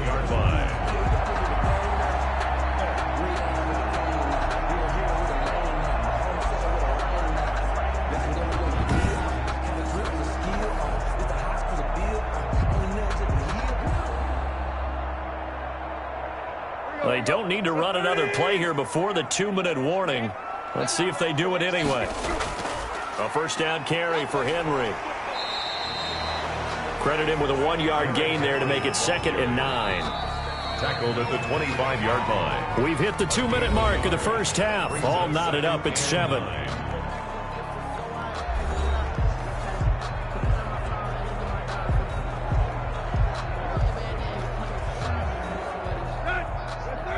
A reminder that when halftime rolls around, Jonathan Coachman will have all the highlights and analysis of this first half of play from our studios in Orlando. He's going to take off with it. He'll end up getting 5 out of that, but now they're looking at 3rd down. That's a gain of 5. Brings up 3rd and 4.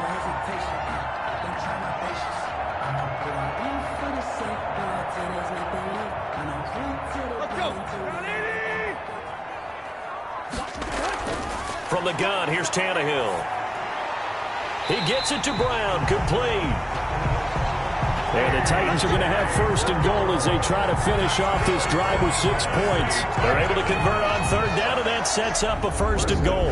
We didn't need to ask around the league, but we got to confirm this guy's a good player. They've got to find a way to get him more involved, call a few more plays that target him. Absolutely, because here we are toward the end of the first half, and that's the first target, not just the first catch, first target.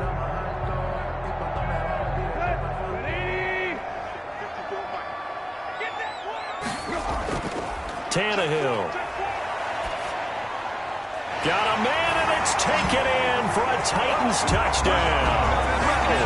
Josh Reynolds there to make the grab, and the Titans have taken the lead. As a former defender, I would be angry as well. Could not get off the field. Well-executed offensive drive. No matter what the defense tried, they couldn't stop them.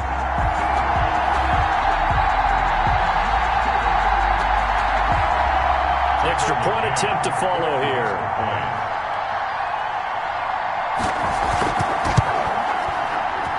And he's got it. It's now a 14-7 ball game. A 10-play drive that time. And it ends with a Tennessee score.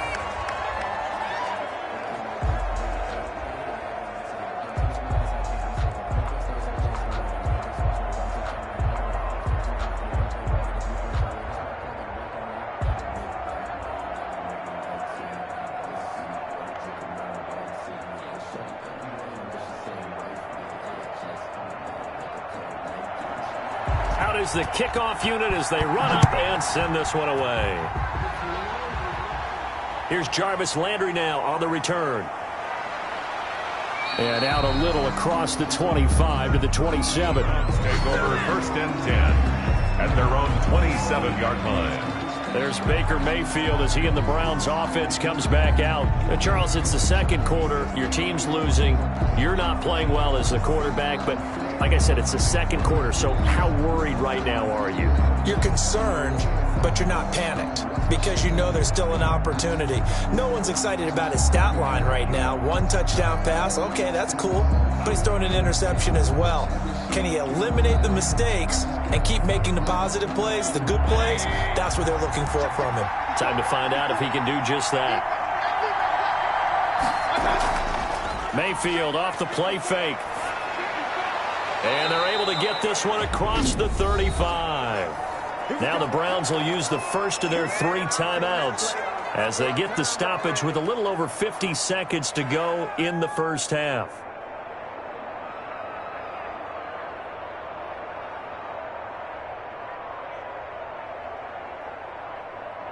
So here's a 1st and 10 at the 38.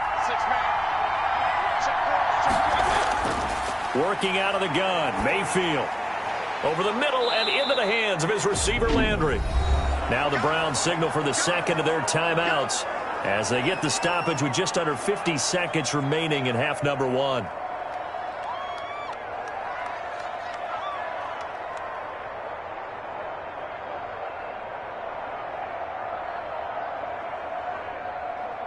Facing a 2nd and 2 after that last catch, good for 8 yards.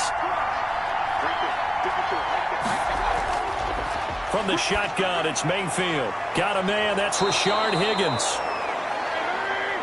And he will have a 1st down as they're into field goal range now at the 30. That one covers 24 yards. It's a 1st down. I know many people like to throw to the tight end, maybe in a little flexed out position because he creates mismatches with his size. But slot receivers do the same thing with their quickness, their speed, and their route running savvy.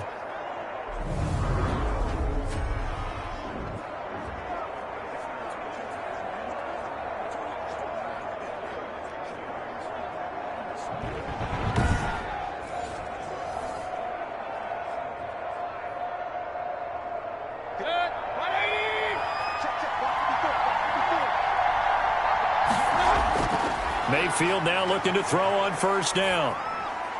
That's complete to Peoples-Jones. And they move this all the way down to the 9.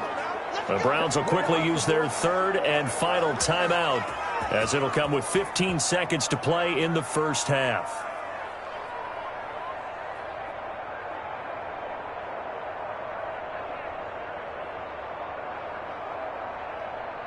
A chance now to get even before the break as they come up first and goal. Laundry on the field. This is going to be a false start on the offense. Sometimes you have to slow things down a little bit when things get heated. The cadence has to be slow and deliberate at times to make sure your team's ready to go. Still first down.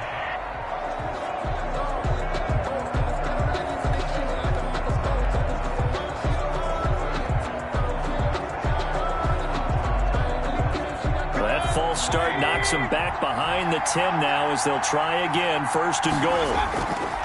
Going to the air again with Mayfield. And that's incomplete. Clock stops with 10 seconds left. Incomplete. Intended for Austin Hooper. Brings up second and goal.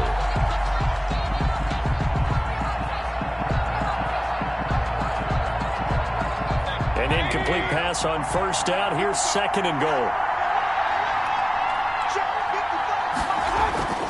Mayfield with it once more. And finding the tight end, Hooper. Mayfield's And he's able to work it here to the 8-yard line. Nifty running there, but it'll come on what should be the final play of half number 1. So we have reached halftime with a touchdown. That's the difference on the scoreboard. As we send you down to Orlando, where Jonathan Coachman has our EA Sports halftime report. Coach. His guys have the lead as we'll hand it back over to our commentators, Brandon Godden and Charles Davis.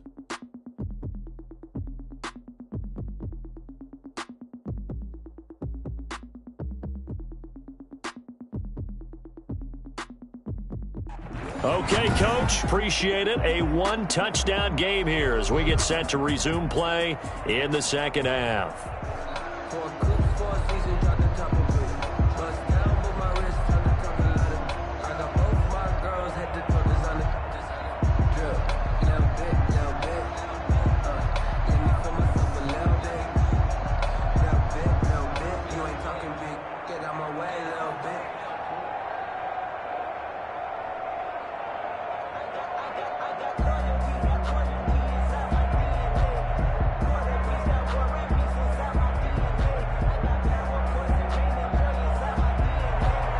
Browns going to see the football first, but they trail here as we resume play on EA Sports. And he won't quite make it to the 25. The Browns take over first and 10 at their own 24-yard line. Here's the Browns offense now getting set to start off this third quarter. We have not seen much on offense here from either side these last few drives. We've hit a wall, so to speak. And have hit it hard, haven't we? Because the defenses right now, they seem to be a step ahead, don't they? Beating them to the point of attack, beating them to the punch. These offensive guys, they're tinkering like crazy. What's it going to take to get back on track? Yeah, both sides searching for adjustments. Mayfield going to lead the Browns up now, first and 10 at their own 24. He'll look to throw right away. And bringing it in right side here, Beckham. Mayfield's pass. 7 yards, the pickup on the pitch and catch. You know, despite the scoreline, I think they've got to like where they are here. They're on the road and just one big play away from getting right back in this game. I'm going to follow right along with you because the spot they're in now is a credit to their defense. They've kept them in it by making the plays that they've made, and that just means you're one big score away from being right back there. Now the question is, can this offense step up and make that play? Because that's been an issue for them in this game. 7 yards there and a first down. Well, that was a unit that understood exactly where the first down marker was, handed it to their guy who could run it, created some space, and he got there. So here's a first and 10 at the 38. Mayfield on play action. And he's got his man on the crossing route. That's Landry. And he's going to get this down to the 35-yard line. Mayfield's pass. A good pickup there, 26 yards. They were in zone defensively, went with a crossing route. It's always interesting to watch that chess match. Yeah, and I think safeties don't mind crossing routes against zone because eventually you're going to run into their territory, and that's when they lick their chops in order to get the big hit or a play on the ball. Offensively, nice execution to find a hole, make the catch.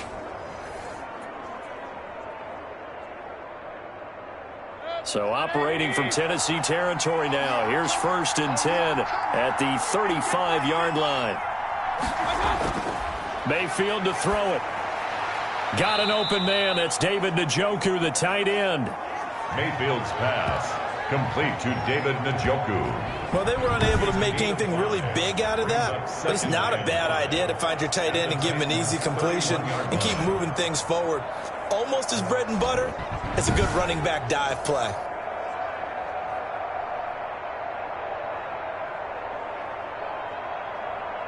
Second and 5 after the 5-yard completion on 1st down.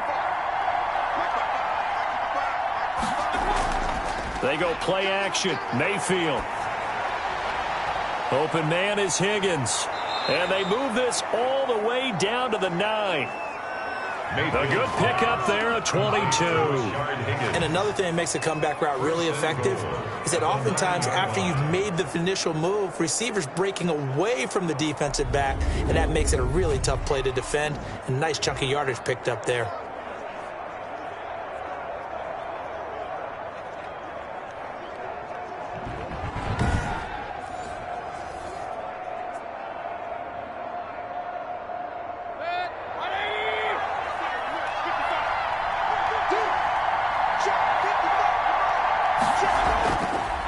Again, it's Mayfield. And it's caught. And he'll take it into the end zone for a Browns touchdown. Mayfield hitting David Njoku on the touchdown pass. And the Browns are within an extra point of tying this thing up. The big fella was the recipient there for that touchdown pass, and it seems like more and more the tight end is the guy you have to worry about most in the passing game.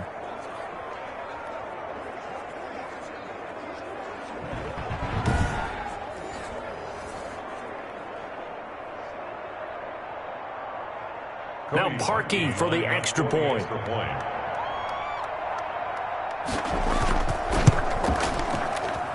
And we've got a good one brewing. We're all knotted up at 14. So the drive there took 6 plays. And it ends with a touchdown for Cleveland.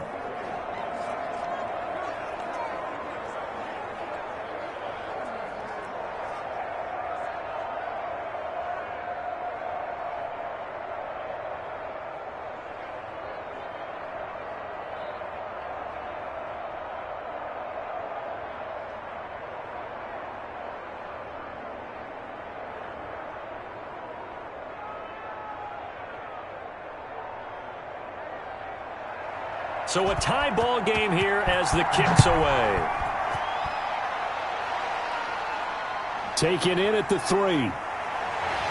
And a decent return out to the 27-yard line. On the return, the Titans take over 1st and 10 at their own 20. The Titans offense gears up for their first possession of the second half.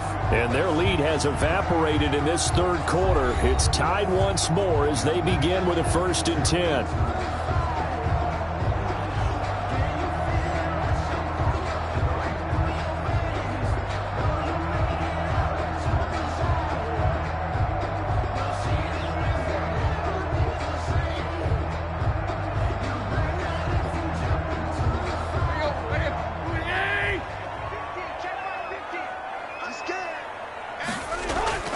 They'll start on the ground. It's Derrick Henry. A very tough run, but for a short gain out near the 32. It was Jacob Phillips who was able to bring him down. But they certainly got dented with that 1st down run. So now they've got to be back on their heels a little bit as a defense. The run got 4. Now they deal with a 2nd and 6. Let's make these babies cry all the way back home. Again, it's Henry. And he'll get this up only to about the 33. I know that speed is the hallmark of today's NFL game, but the key to good rushing defense is still having your linebackers set the edge. And 4.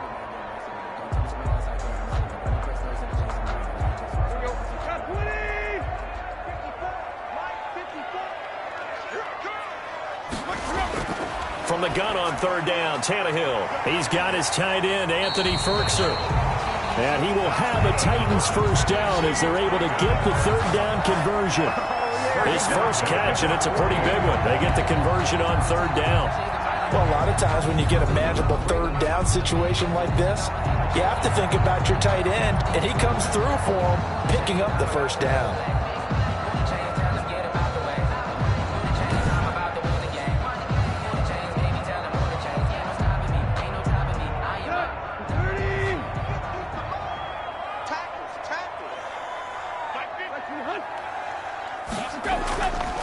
They'll run on first down. Henry.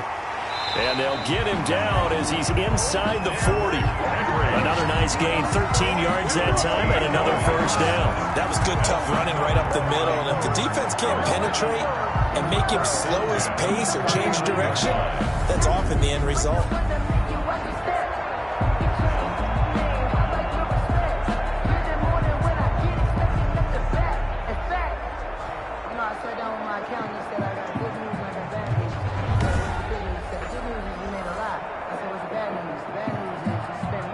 So a 1st and 10 upcoming from Browns territory now at the 39-yard line. Derrick Henry. Broken tackle. And brought down, but not before they're inside the 25. Another nice gain, 16 yards there and a first down again. And we were down on the field watching Henry warm up before the game. He's a big man. No wonder he breaks those tackles. And you remember what I told you when we were watching? It's not all pads. When you get him out of pads and just see him in a regular suit or an outfit, he is a huge human being and a lot faster than what people know. When he gets rolling, he's a lot to bring down.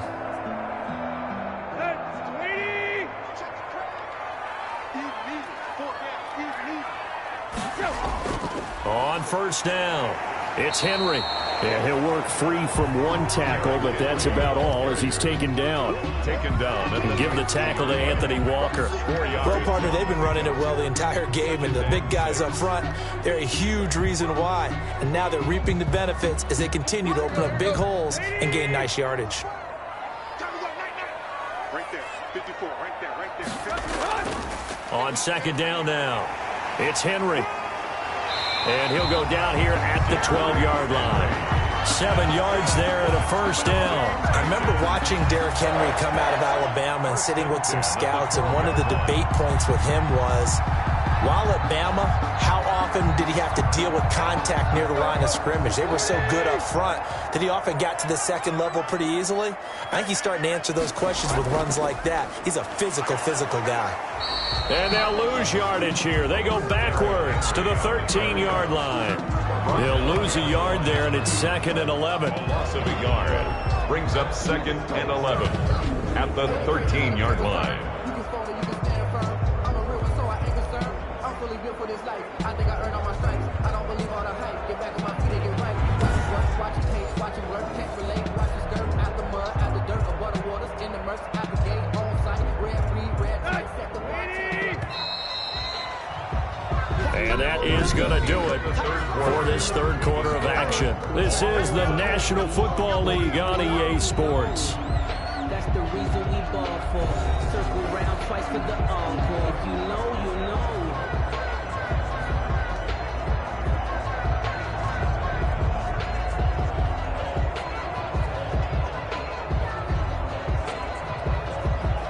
Let's go. 2nd and 11.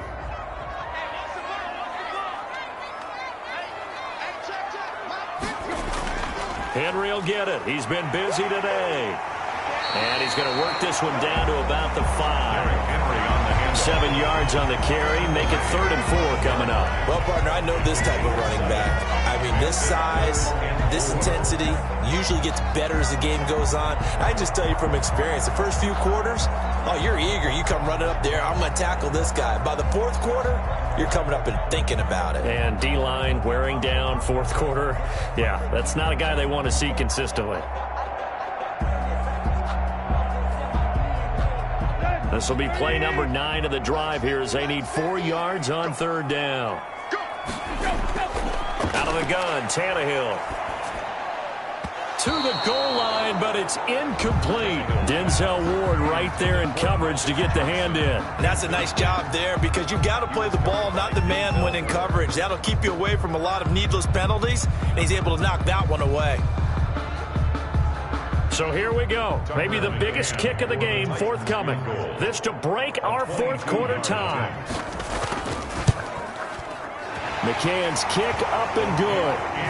And the Titans hit the scoreboard first. It's 3-0. 17.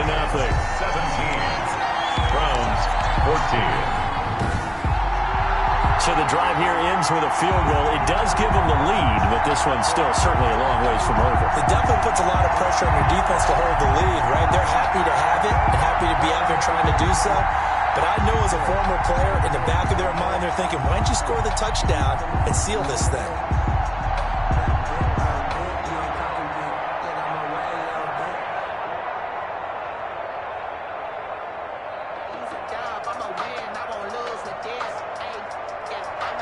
The kickoff team on the field now as they will send this one away.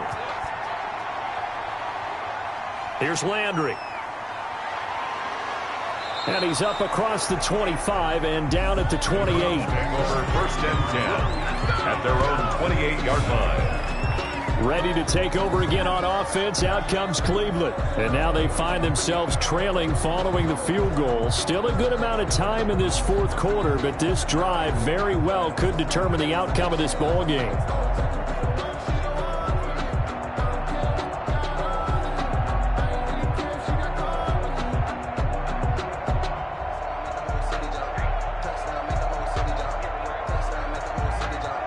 Mayfield going to lead the Browns up now, 1st and 10 at their own 28-yard line. Out of the gun, he'll throw. And this is caught. I think he got that with one hand. And they nearly get this all the way to midfield. Mark him down at the 49. Great way to start the drive. 20 big ones and a first down. I'm about to do a disservice to the catch we just saw. One-handed. Coming down with it, just like that. Yeah, I know. Odell Beckham Jr. We're used to this, aren't we? We are. And that's just wrong on every level. That was spectacular.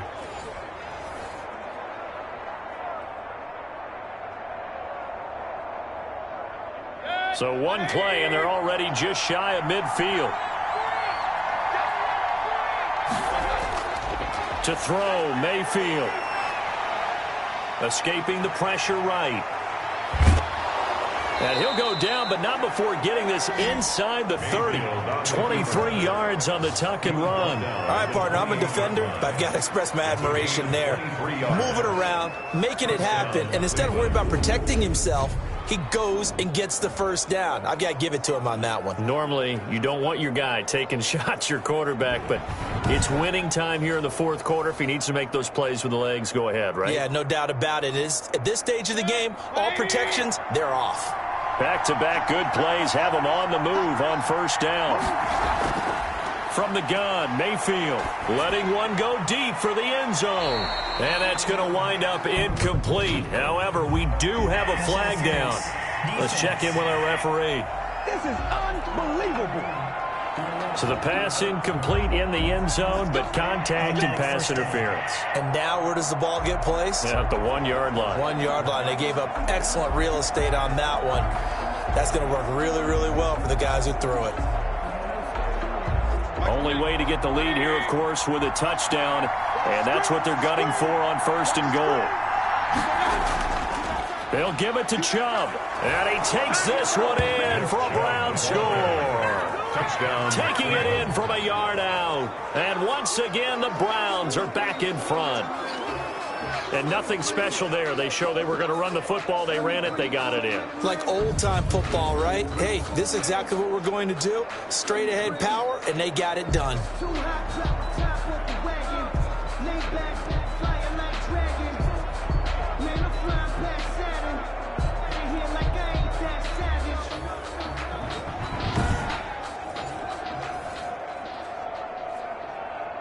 Now Parkey for the extra point.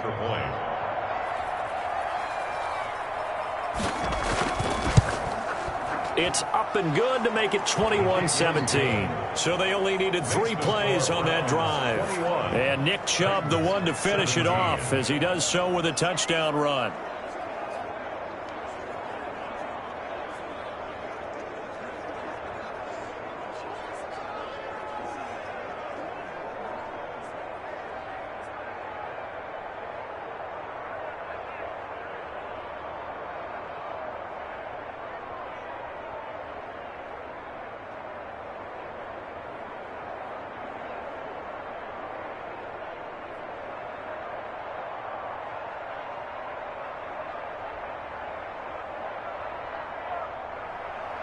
Set now to kick this one away, and off it goes.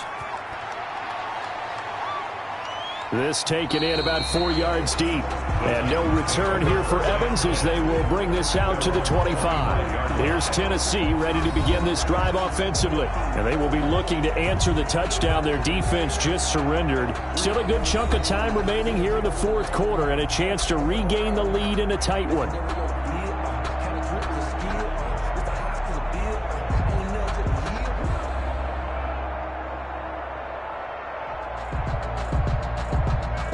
Tannehill and the Titans come up now 1st and 10 at their own 25-yard line. He'll set up to throw from the gun. Throwing the out route incomplete. That's Brown. And they get him down, but not before he takes it across the 40-yard line. This drive starting off on the right foot, 18 yards. And here we are in the 4th quarter, partner, to watch them drive for what would be a go-ahead touchdown. And you and I both know this is where you need a quarterback who can keep his cool back there. Not just for himself, but to keep the rest of the team relaxed too.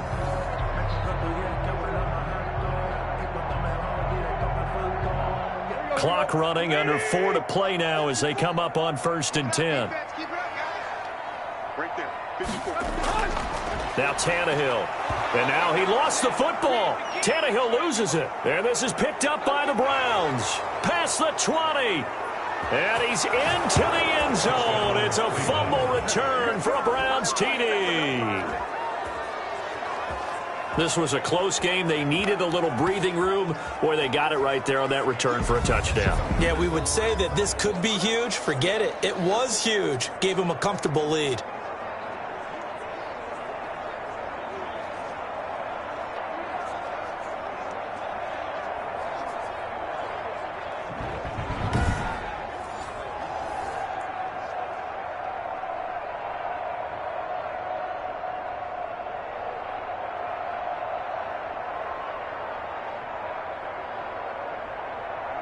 Now Parkey for the extra point.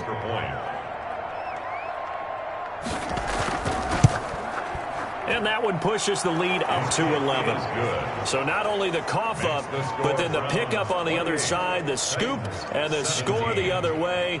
The fumble return for a touchdown.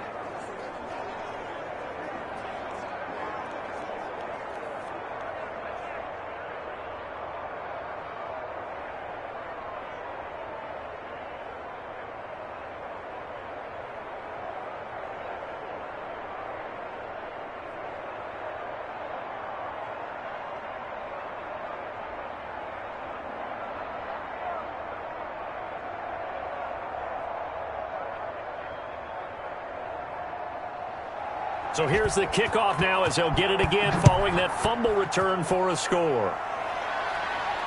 Now this will make it into the end zone. And no return here for Evans as they will bring this out to the 25. And here comes Tennessee as they get set to take the field. And the script really is flipped for them. The momentum on the other sideline, and now they have to try and battle back from a 2-score deficit.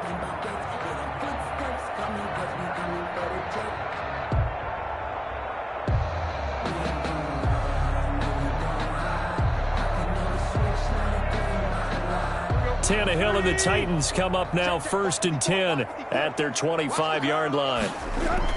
He'll throw from the gun. And this will be incomplete. Physical play on the football there, and it's second down. With a dime look on defense, 2 extra defensive backs on the field and covered up essentially every blade of grass. That allowed them to disrupt the play.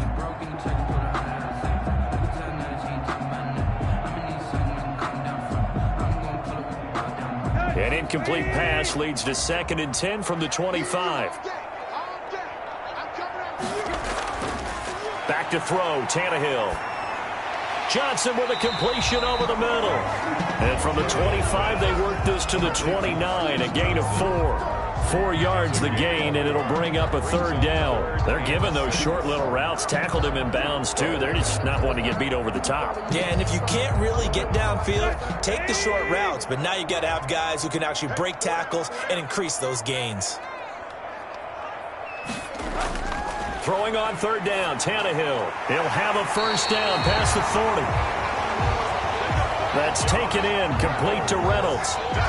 1st down, Titans, gain of 12. You cannot write these guys off just yet, not with a quarterback like that under center. You mean it actually crossed your mind with him running the team that you could actually maybe write this game off? Not yet. Not a chance. Not with him. We've seen it too many times.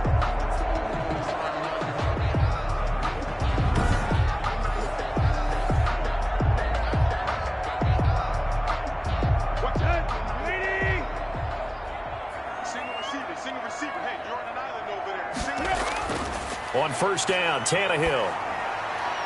And right side, Henry's got it. The completion, but they go in the wrong direction. A loss of yards, and now they're dealing with a 2nd and long. Well, that's not exactly how they drew that one up, nor practiced it, because on 1st down, you're trying to get some yardage to set up 2nd and 3rd down calls. In this case, had to drop it off to his running back. But, boy, they closed quickly on that one and stopped him behind the line of scrimmage. Looking to throw again on 2nd down. Tannehill. And he'll get this underneath to Henry. In this situation, the dictation is coming from the defense, right? They're going to tell you, you can have 6, 7 yards, do that all the way downfield. Let's just go ahead and take the time off the clock. I think they've got to start attacking vertically a lot more. The Titans on 3rd down. They've been good, 3 for 4 thus far. This will be 3rd and 6. Tannehill throwing again. That's into the hands of Reynolds. And taking it across midfield and inside the 45. An 11-yard pickup for the Titans and a 1st down. 1st and 10 at the 44-yard line. 2 minutes left to play in this football game here on EA Sports.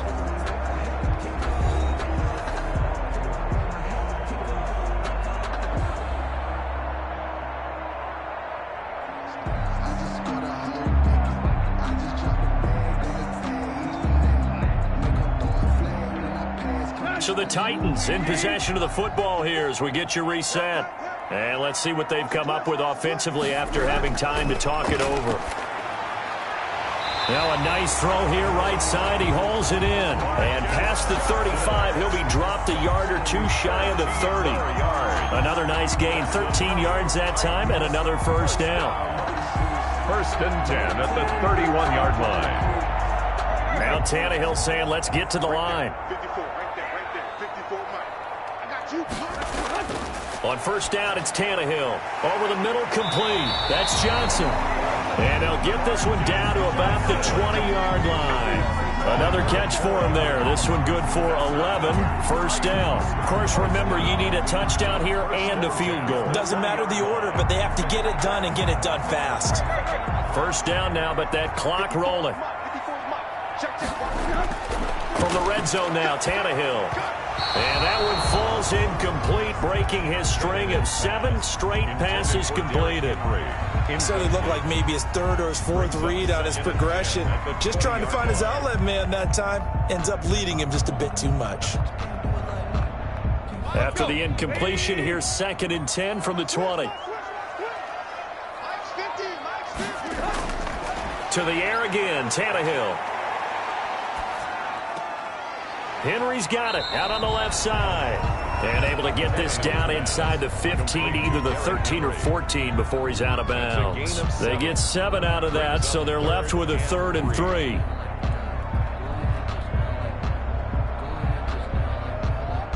A A second down completion got him 7.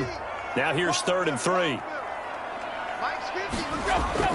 Again, Tannehill. And this is caught down for a late touchdown. So hold everything here. This one's not over yet. Touchdown. A lot of people might call this backyard football. Sometimes just understanding who you've got out wide and who you're going to throw it to. Give him an opportunity to go up and make a play, even when contested. Looks like that one worked out pretty well. The trust factor, in effect.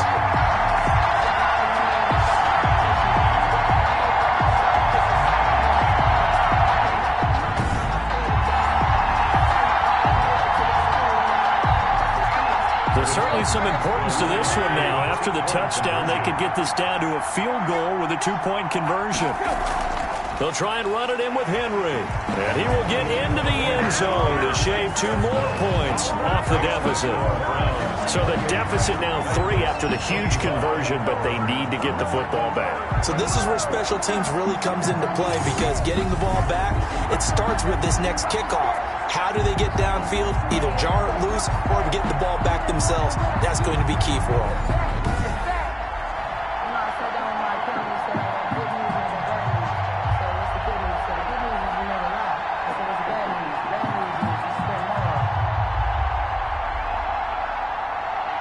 Time definitely of the essence now, just under a minute to play, and here we go.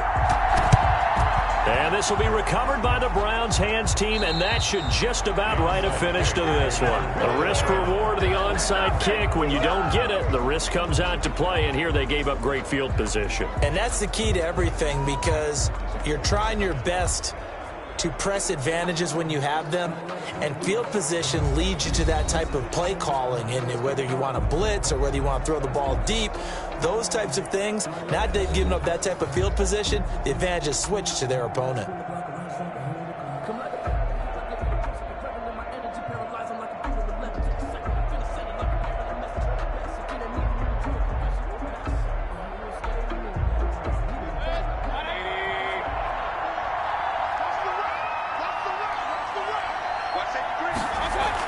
On first down, they'll run with Hunt, and he'll be brought down at about the 42. The Titans going to use the first of their timeouts as they get the stoppage with a little over 50 seconds left to go in the game.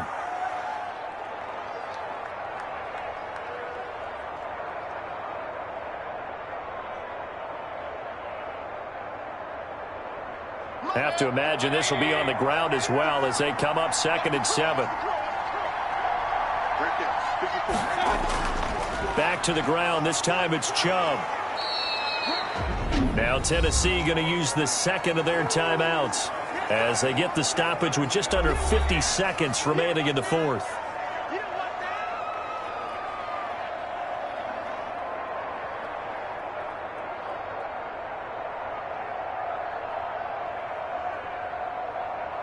A couple extra tight ends in the formation here as they line up 3rd and 2. And again, it's Chubb. And he is going to have the first down, and that is going to suck the life right out of this crowd. Now the Titans will use their 3rd and final timeout as they'll stop it with just over 40 seconds to go in the game.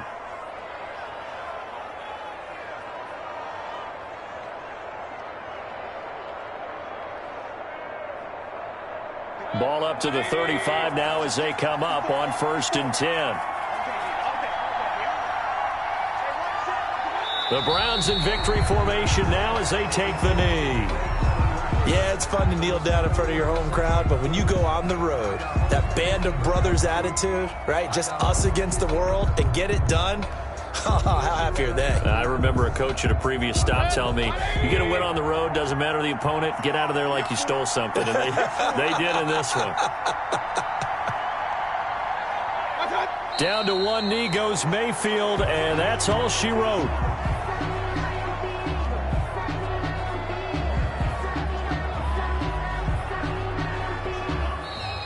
So Cleveland able to come away with the victory here.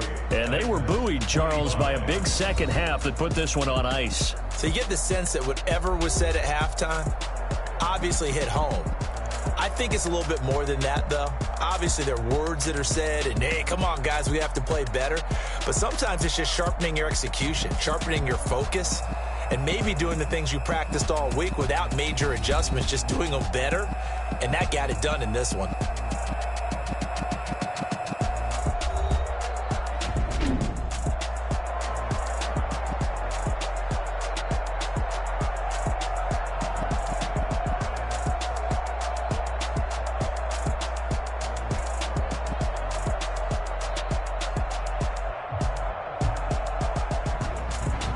So that'll do it for us. For Charles Davis and all our crew, I'm Brandon Gaudin. You've been watching the NFL on EA Sports. With that, we sign off from Nashville.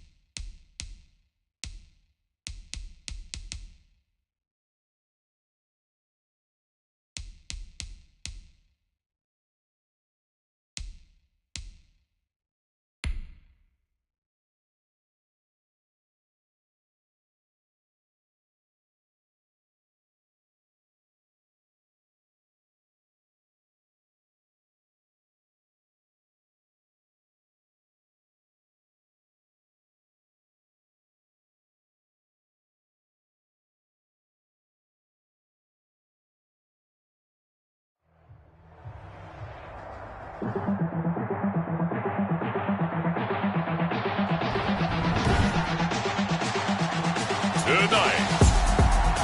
from Heinz Field in Pittsburgh, it's a special prime time edition of the NFL on EA Sports.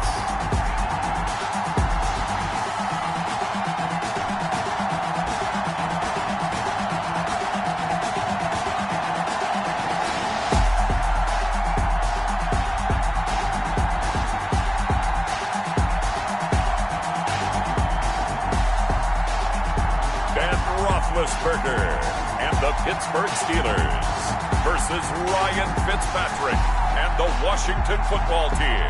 We're at the confluence of the Ohio, Allegheny, and Monongahela rivers at Heinz Field in Pittsburgh, PA. Moments ago, a scene that's played here since 2004. Big Ben Roethlisberger greeted by this sold-out Heinz Field crowd. His Steelers getting set to match up with the Washington football team.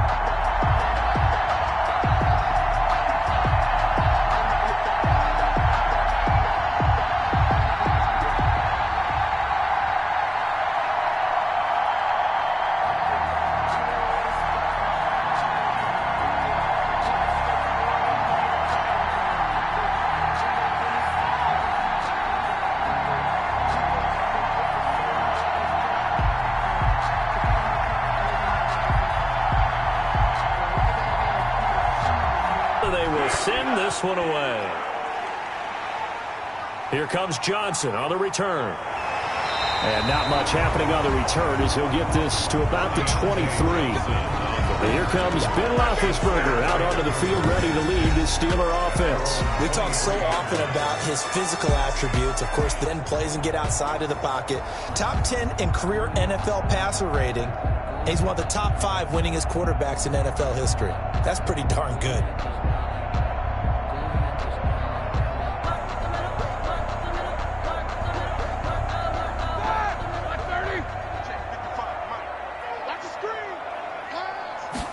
And they'll run the option to start the drive. And that's not the start that he was looking for.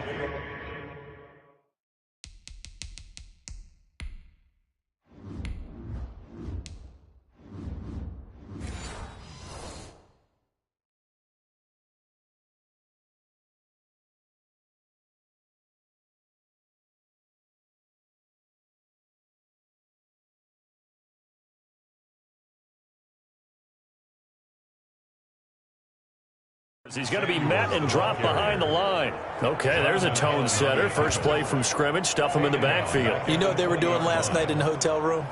Visualizing exactly that. That's what they were thinking about. Making that play, having leverage, lower than the offensive lineman, getting into the offensive backfield, knocking someone down. Just what you said, set the tone early for this game. Jeez, you are fired up. When I see a play like that, I can't help it. A 3-yard loss to start the drive. They'll look to make that up and then some on 2nd and 13. Out of the gun, it's Roethlisberger. This is Chase Claypool on the receiving end. And he's brought down, getting this one up to about the 35.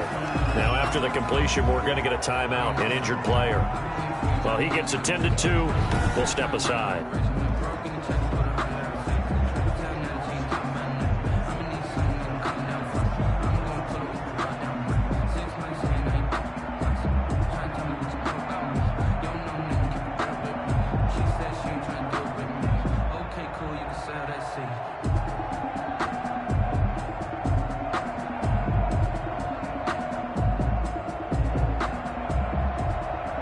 Ball up to the 35 now as they come up on 1st and 10.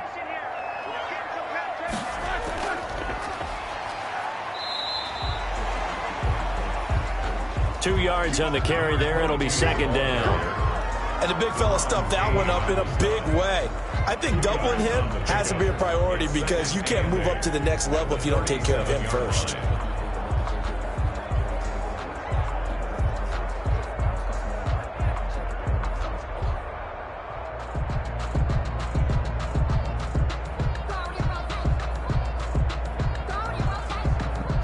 pass run good for 2. Here's 2nd and 8. From the gun, it's Roethlisberger. The completion good. This is Eric Ebron. And a 5-yard gain gets him to the 42. That catch good for 5. It's 3rd down. Well, the strategy was evident there. Get it to your tight end and make it a one-on-one play with a cornerback. Who's usually going to win that one? The tight end, but not there. Not in this situation. How about the corner defeating that logic and making a really nice tackle? And he connects with Ebron.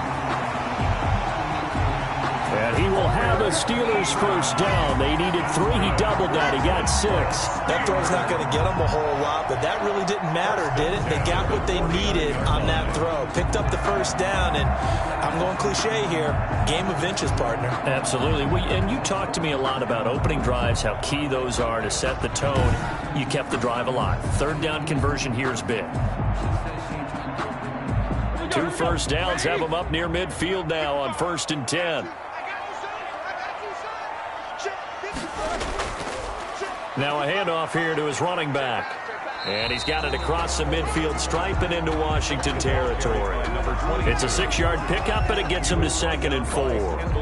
Well, I think after that run, the defense getting back in the huddle and looking at each other and maybe starting to question their confidence a bit. They gave up a significant run, 6 yards, and now you're saying to yourself, how do we stop them, and do I have enough confidence to make a play? Toward the center of the field, but it's incomplete. And this throw a bit late as he couldn't reach back for it. Brings up 3rd down and 4.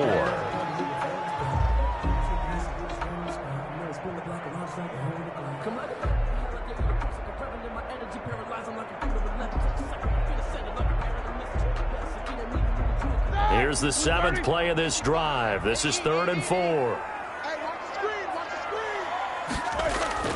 From the shotgun, it's Roethlisberger. He's going to flip one out here to his running back. And he will have a Steelers first down by about 3 yards or so as they wind up getting 7 there on 3rd and 4. Well, they've certainly done a nice job spreading the ball around on this drive. This time he gets it out to his back, and it's another nice play and another first down. They've got the defense on their heels a little bit. They're reacting instead of being aggressive and making plays. So here's a 1st and 10 at the 38.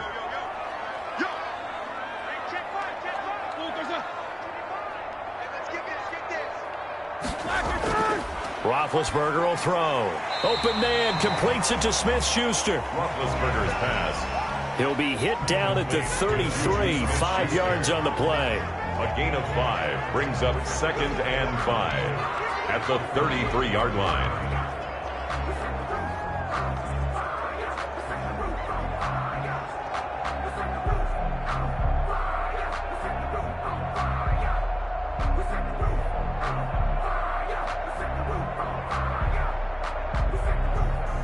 Second and 5 after the 5-yard completion on first down.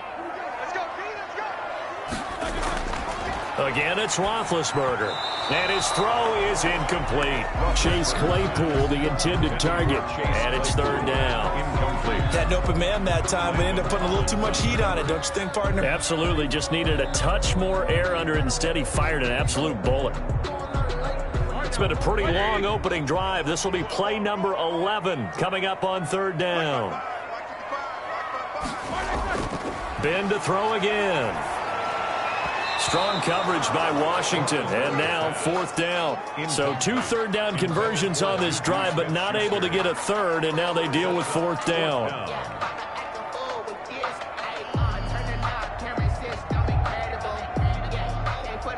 So on 4th down, the Steelers call on the number of Chris Boswell for the field goal try. From the left hash, it's an even 50-yard attempt. Boswell's kick is good. The kick is, and the Steelers will jump out to a 3-zip lead. Steelers 3, Washington nothing. They were probably hoping to get him a little bit closer for a shorter field goal, but he was able to get it done from deep. Nice little tester for him to begin things, huh? I think he was open for a little bit more of a chip shot. Instead, they made him stretch it out a little bit, but he's got to feel great now that he put it through the pipes.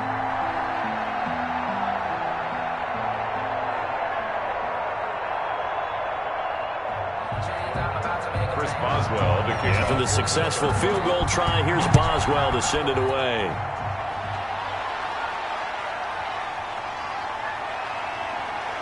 And able to take it past the 25 and up to the 28-yard line. So out comes the Washington offense onto the field. They'll be led by their veteran quarterback. He's been in the league for a while, since 2005, Ryan Fitzpatrick. He's one of those guys that's been around the block a few times in the NFL. And at this stage in his career, what he lacks in big playability, he more than makes up for it in veteran leadership, a real knowledge of the game, and being a terrific locker room presence.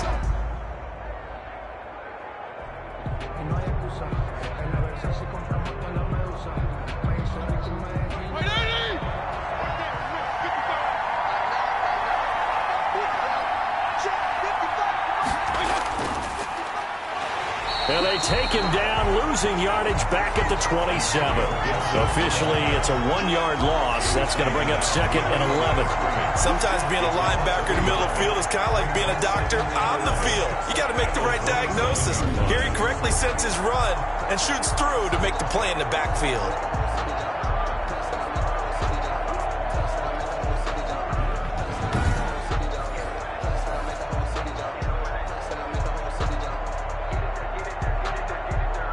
After the loss to start out, here's 2nd and 11.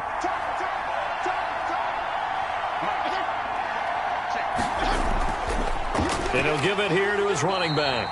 And maybe shades in the steel curtain here as the Steeler defense drops him behind the line again. It's a loss of 4. Now 3rd down. Stephon Tuitt came out of Notre Dame as another one of those really tall defensive ends, and you just wonder, would they be able to have the leverage to bend and make plays? I think he just gave us an answer with that tackle.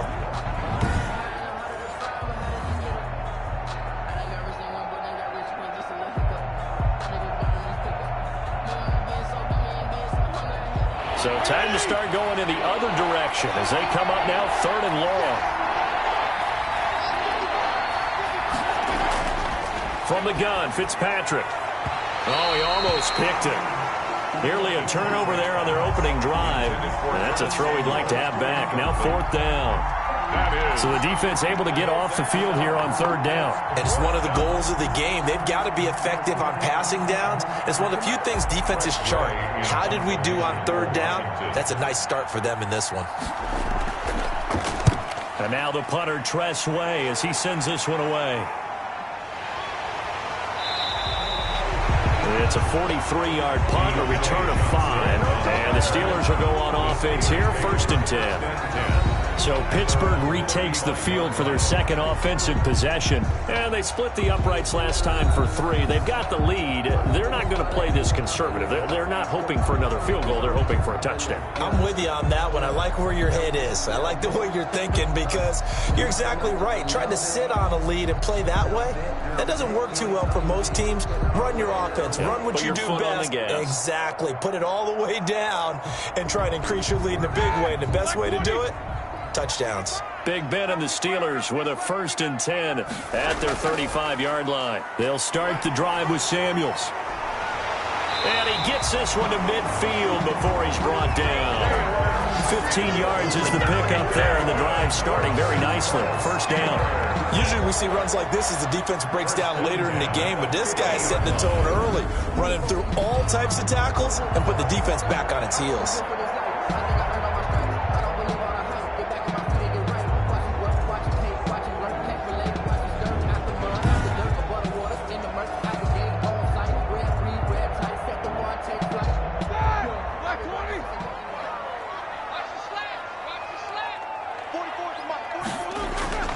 From midfield now, here's Roethlisberger.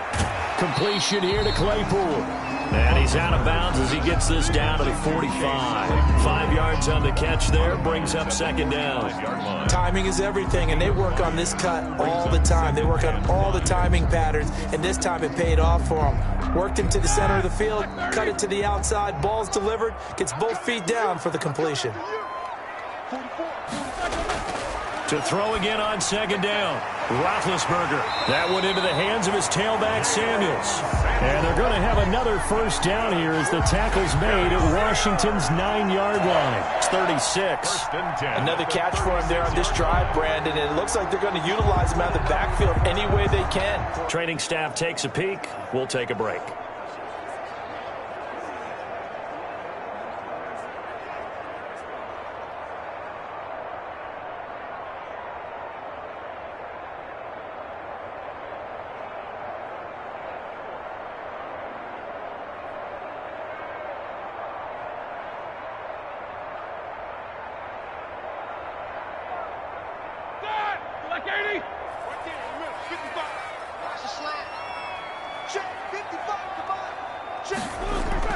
On 2nd and 12, Roethlisberger. And he's going to find his man out of the backfield. That's complete. Pass. It'll be a 3-yard gain, and that'll bring up a third down. A gain of 3 brings up 3rd and 10. That's the end of the first quarter. 3-0 after 1 on EA Sports. Nothing. Let me breathe for a minute, man. Let me breathe. Let me breathe for a minute, man. Let me breathe for a minute. Let me breathe. It's too hot, top off the wagon. Lay back, fire like dragon. The Steelers on 3rd down. They've been okay, 2 for 3 thus far. This is 3rd and 9. They go draw play. This is Samuels. And that play is blown up, losing yardage back at the 35. A loss of a yard, and it brings up 4th. Sometimes in the run game, you can make the argument that quickness beats size. And how about the example right here?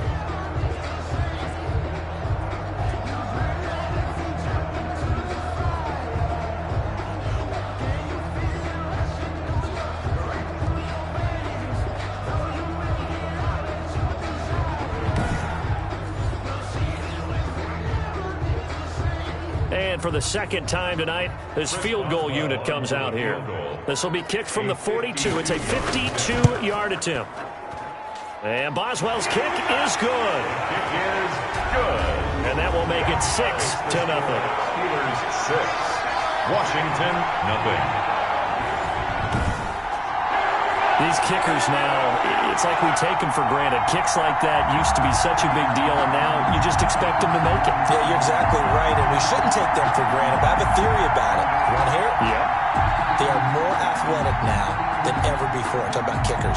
Trace their backgrounds, trace their histories. You'll find that they were big-time athletes all along, but their kicking was so prevalent that we made them specialists. Well, and now those 50-plus yarders seem easy for some reason. After the successful field goal try, here's Boswell to send it away.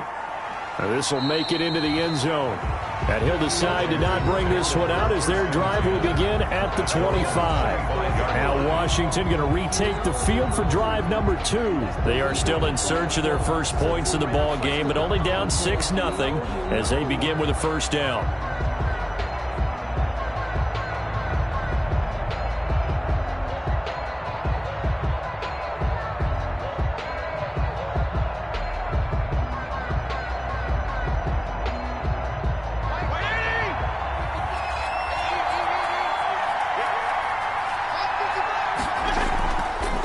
And to give this time to the tailback. It'll be a pickup of 10 yards. And that'll make it 2nd and a foot or so. On any explosive run, you can almost feel the ground shaking, and that's from the offensive linemen creating space for their runners. I had an old coach tell me before, they always told his runners, run around the offensive line in pregame. Get used to the ground shaking so you don't trip and fall when it happens in a game. Still a few inches short of a first down as they come up now on 2nd down. From the shotgun now, here's an inside give. And there is a flag, so a big 2nd down pickup, but will it hold? Offense. So a decent gain, but all for naught on the penalty. It's too bad, isn't it? They were feeling pretty good about it. The only people celebrating? The guys who just gave up that play.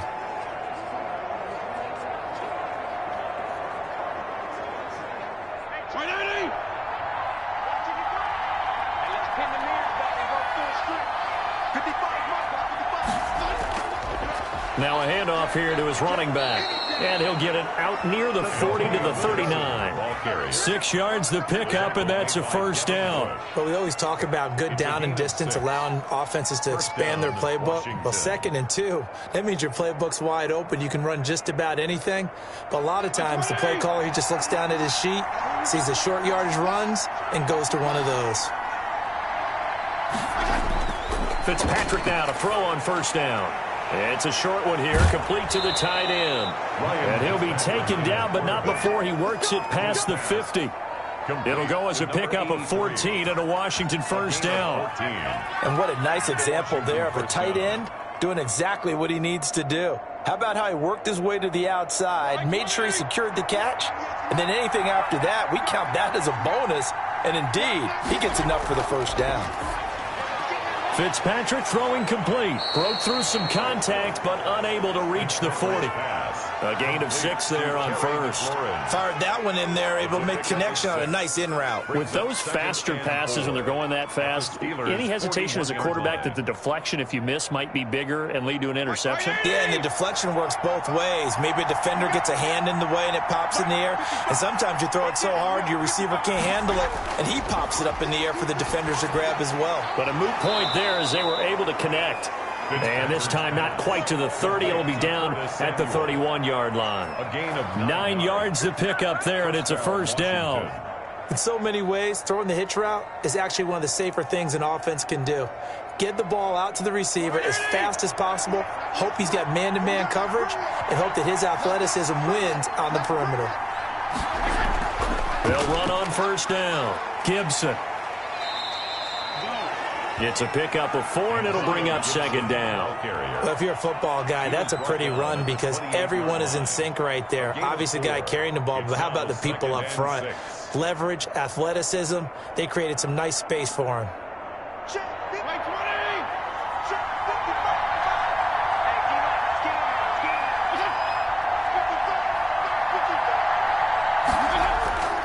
On second down, it's Gibson. Antonio Gibson, the ball carrier. And there we saw one of the downsides of blitzing during a rundown because sometimes you get out of your gaps. You don't fit the run quite as well because you're headed towards the ball carrier with abandon. This will be play number 7 on the drive. 3rd and a yard. To throw is Fitzpatrick. Completes it to Samuel. And he's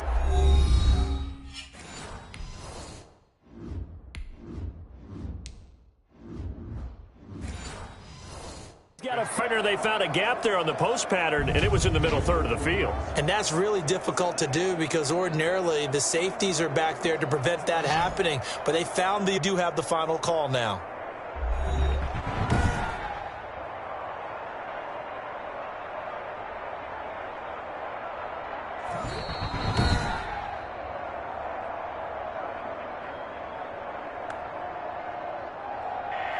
It took them an extra look, but they found out it is a touchdown indeed. The official says this one counts.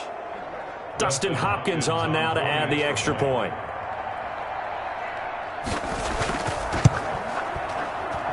He's got it, and they take the lead at 7-6. That time, a 9-play drive. And the result, a touchdown for Washington.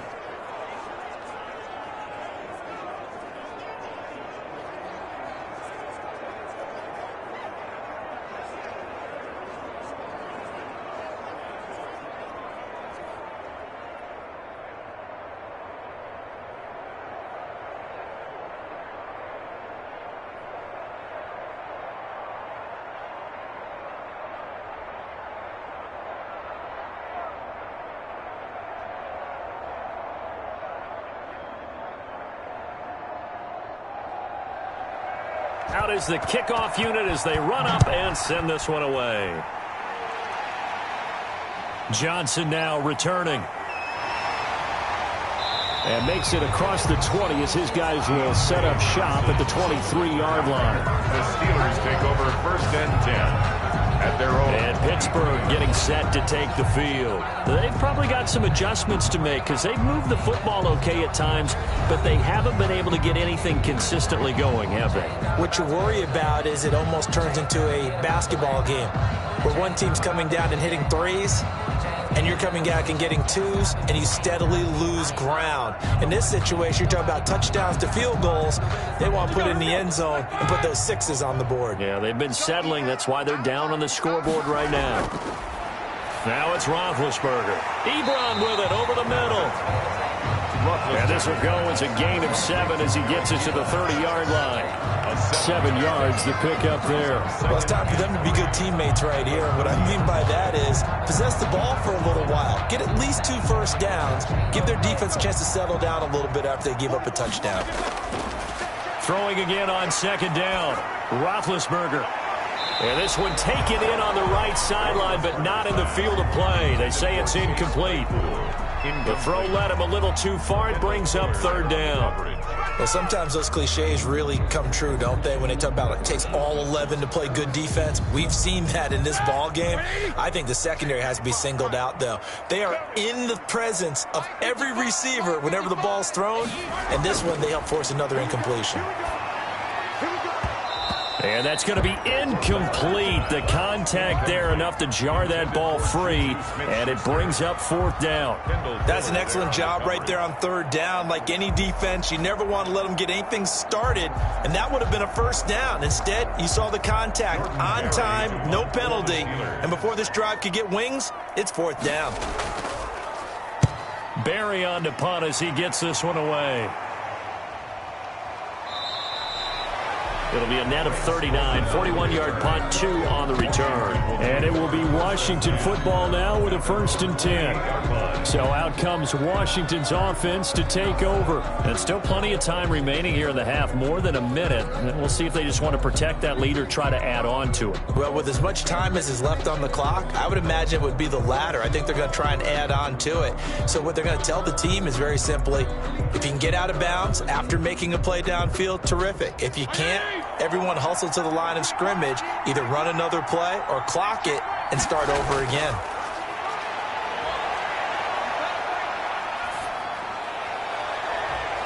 Throwing here to start the drive as they connect left side.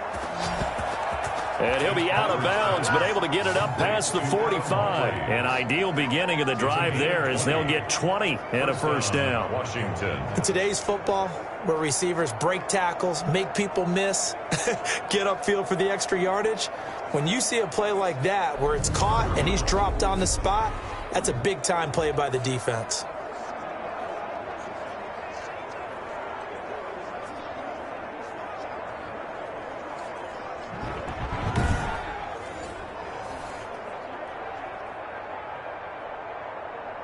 So one play, and they're already just shy of midfield. From the shotgun, it's Fitzpatrick.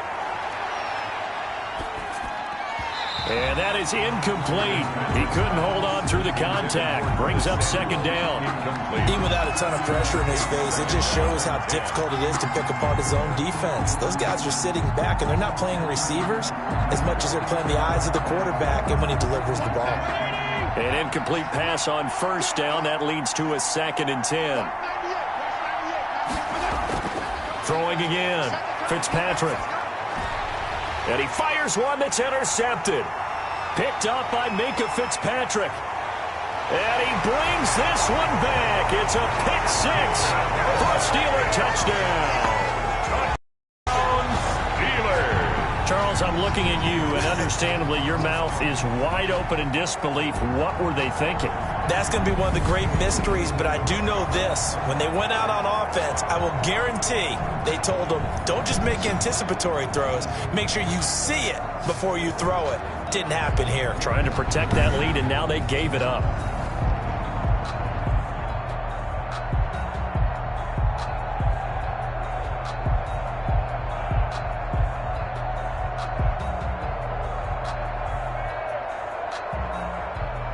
Chris Boswell now for the extra point.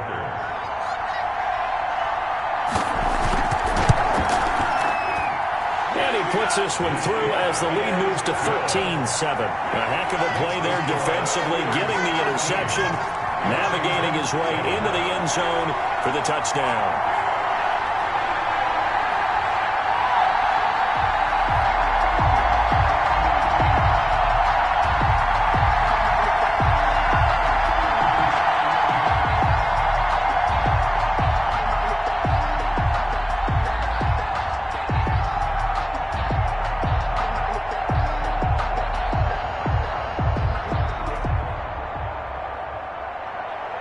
So they throw the pick six. They'll get another shot at it now as this one's in the air.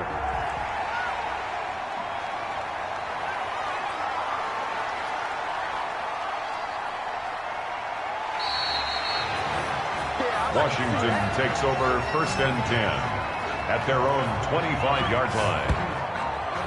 A look at Washington as they come onto the field. And what do you think goes on here in this situation? If you got the football, you're trailing, you're back in your own territory with just a little time. Do you try something? You're thinking about jump-starting your team, right? You just mentioned it. They're down. They're trying to get back into the game.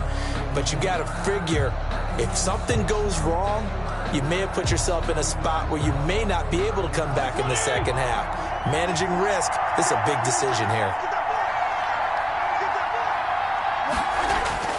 Back to it after the pick six. Fitzpatrick looking for McLaurin, and he's got him.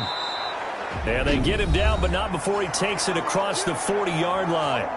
And Washington now going to use the first of their 3 timeouts as they'll stop it with just over 40 seconds to go in the first half.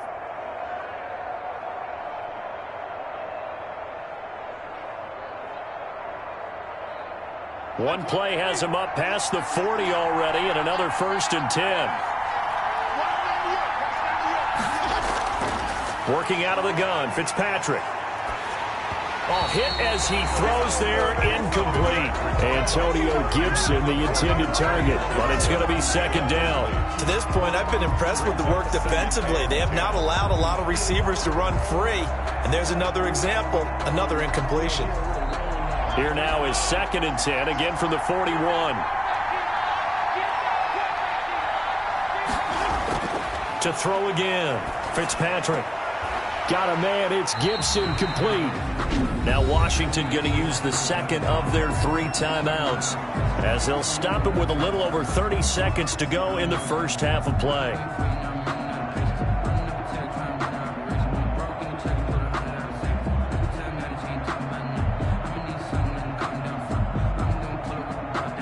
And this now 3rd and 11 after that 2nd down completion actually went back a yard. Fitzpatrick again. And the throw there going to be incomplete. Not much going on this drive. Looks like they're going to have to punt it away, CD. And right now I know a lot of their fans are screaming for the OC to change things up, get away from what he's been calling. Sometimes you just need better execution of the plays that have been called. Here's Tressway now as he'll punt it away for the 2nd time. 46 on his first kick. This one in that neighborhood as well. We'll call that a 43-yard punt, 2 on the return. And control of the football switching hands with very little time remaining until the half. Getting set to go again as we look at the back, heading onto the field again. He's only had a couple of carries. I mean, when you've got a horse like this, 2nd quarter, got to start to ride that horse a little more, don't you? You can't just neglect him. He's got to touch it, and often, in order to get maximum out of him. Typically, these types of backs, it's the accumulation of carries, and that's when you see the damage as the game goes on. Yeah, let's see. They're going to try to get him into the flow, we would assume, here. And they'll indeed start on the ground to run that clock. And he'll be pulled down, and now a late flag will come with it. And that's in the area of a face mask, I think. Officials so cognizant of that call nowadays, but that would look pretty easy. Yeah, you're right. They took out of their hands having to wonder whether it's a 5-yard or a 15-yard, inadvertent or not. Now, it's a lot easier. You see it, you call it.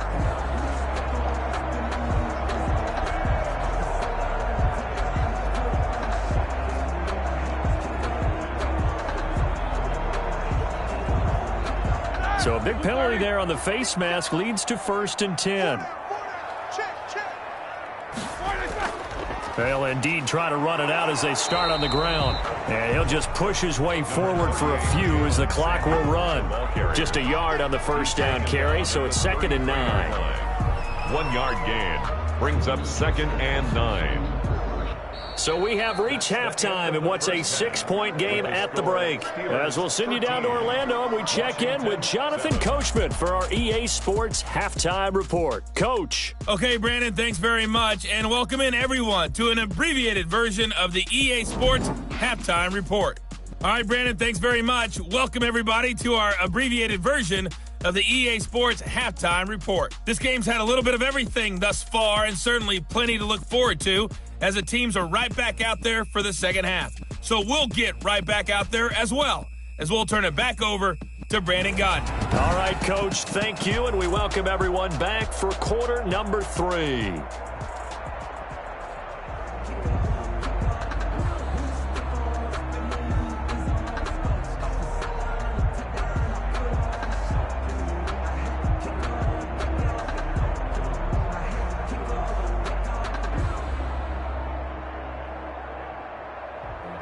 Sometimes you need a fool, one to keep your eyes open, keep you on your toes. You know the ones that want to keep you where you've been before. But I can't go, no I can't go.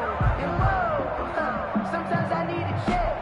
Not the sneakers, but the ones that make you watch your step. You change, name, how about your respect? Give them more than what I get expected. Washington down on the scoreboard, but they are getting the football first here, and we are back underway on EA Sports. This will make it into the end zone, and the half will begin with a touchback. Now we get another look at Washington on offense. They're down here, but very much in this game. What's the tonality of a coach's talk when a game is within striking distance like this at intermission? Typically, what they're doing is emphasizing the things that went well in the first half and wanting more of that. Sure, you've got to go over some of the errors and clean up some things because there's a reason you're down. But overall, I think they want to stay positive, stay up with this team. We're just starting the second half, and we've got the football. Let's go ahead and punch it in, and then we'll take it from there. See how that recipe works. Throwing middle, but it's incomplete. The intended receiver that time, Adam Humphries. And that'll bring up 2nd down. Yes, sir. How about an attaboy there on first down? Got his hand in and knocked it away. An incomplete pass leads to 2nd and 10 from the 25. And he'll give it here to his running back. And he's upended at the 33, following a good pickup of 8. Sometimes with the running game, you've just got to stick with it. Look, it's the third quarter, no time to panic. But that also doesn't mean you just do it the same way you've been doing it the entire ball game. Maybe change up some blocking assignments or run a few different plays, but stay with the overall essence of the running game.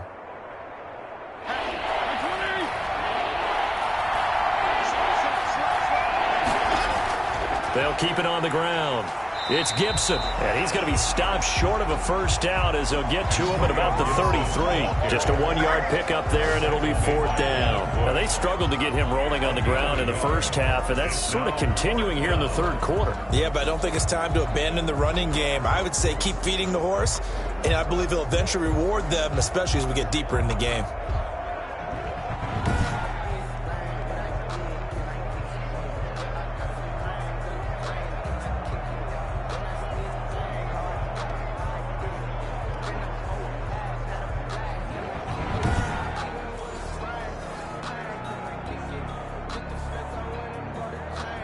Here's Tressway now as he's on to punt for Washington.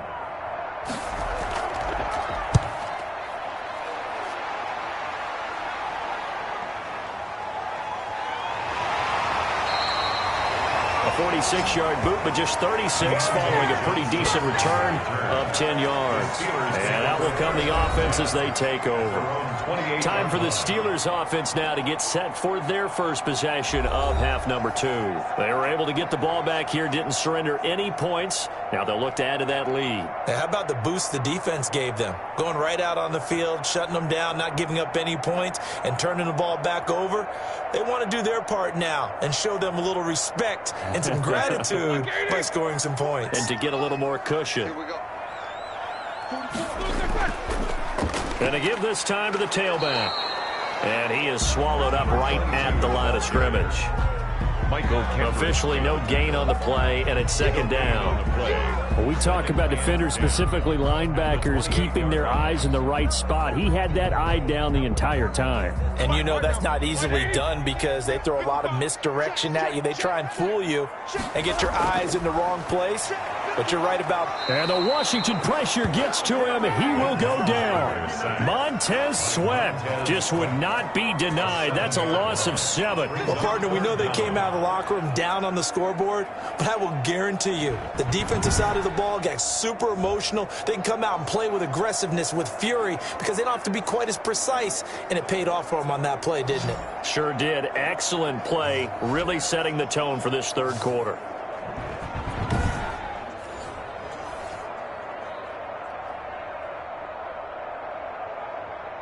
So the sack, and now a 3rd and long situation for the Steelers and Ben Roethlisberger.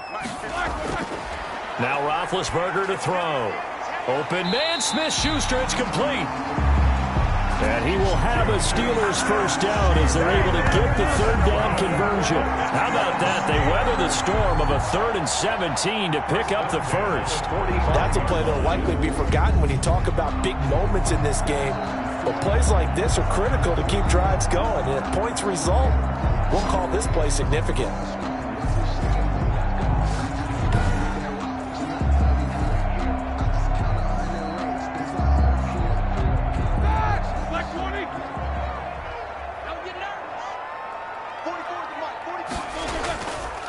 Now a handoff here to his running back.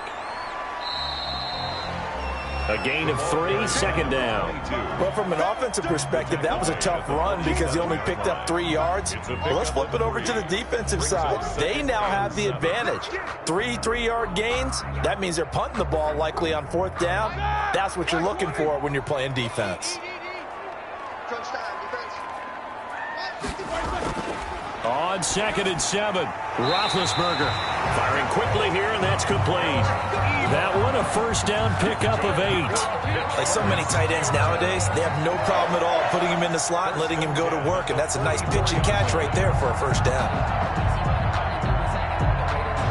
In Washington territory now. Here's 1st and 10 at the 44-yard line. Here's Roethlisberger. Able to hit his target, Claypool.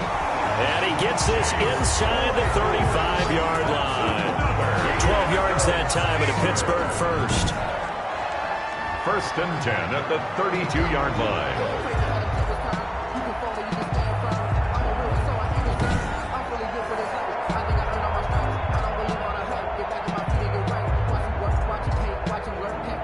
From the 32 now, here's 1st and 10. Out of the gun, it's Roethlisberger. He'll find Smith-Schuster. That's complete.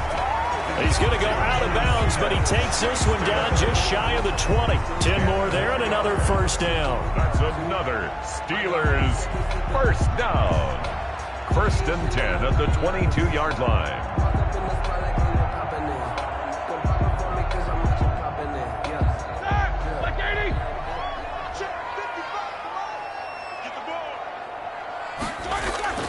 Throwing again, it's Roethlisberger. And they're going to get him. He's sacked back around the 28. Oh, free safety blitz. That can be a gamble, but it proves fruitful there. Yeah, you're exactly right about the gamble because oftentimes the free safety is the last line of defense against a long pass. And when he comes at the quarterback, he'd better get home and make the play. Otherwise, a big play could result for the offense.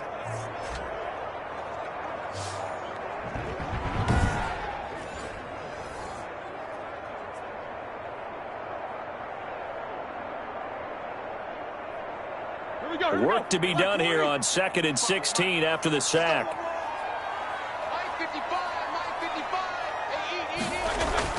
Another try after the first down sack. Roethlisberger. And he's got his man out of the backfield. That's complete.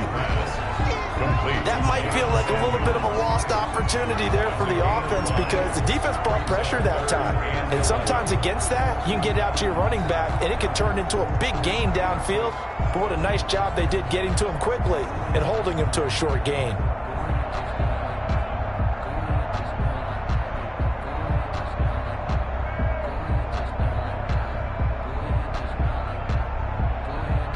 An extra man in the secondary for Washington on third down. From the gun, it's Roethlisberger. To the right side to Eric Ebron. Roethlisberger's pass.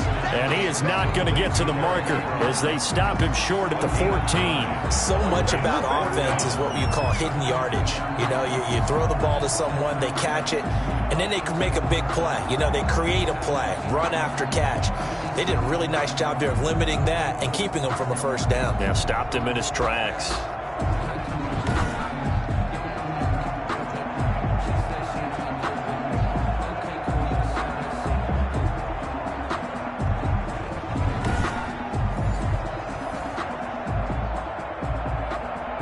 And Mike Tomlin going to roll up the sleeves here and say, let's go for it on fourth.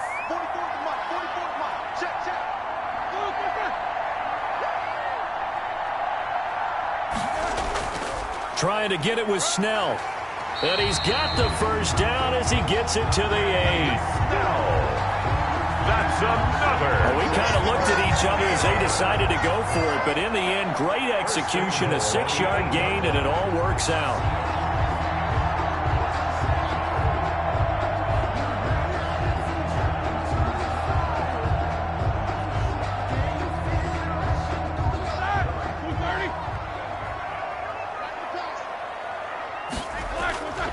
From the shotgun, it's Roethlisberger. And he was hit as he threw it there, and it forces it incomplete. The good signal callers would never go back in the huddle and play the blame game because they need those guys to protect him. But on that last one, his offensive line, they lost their leverage very quickly, and that's why they were able to get to him and hit him as he tried to throw the football and force an incompletion. Nothing on first down, so the ball remains at the 8-yard line, 2nd and goal. This is caught. And he's going to take it in for a Steeler touchdown. Touch from 8 yards out. And the Steelers find a way to stretch their lead. That seemed pretty ideal there for the offense, Charles. You take a little bit of time off the clock here in the third quarter, decent length drive, and you pad your lead as well at the end of it. And what it does is let you feel like you're in control of this game, even more so than a 2-touchdown lead, right? Because you have taken that time off, as you noted, which means they couldn't get you off the field. You ran your playbook the way you wanted to, and you gave your defense some rest. What a big-time drive in that situation. Here's Roethlisberger to throw. And this is going to be caught. It's good. And that extends their lead by 2 more. So they're able to throw it in for the 2-point conversion. Sometimes that can be a risky play, but they got it. Yeah, you always have to be careful here because if you do get it intercepted, it's returned by the defense. That's 2 points for them, but he identified an open target and put it right on him.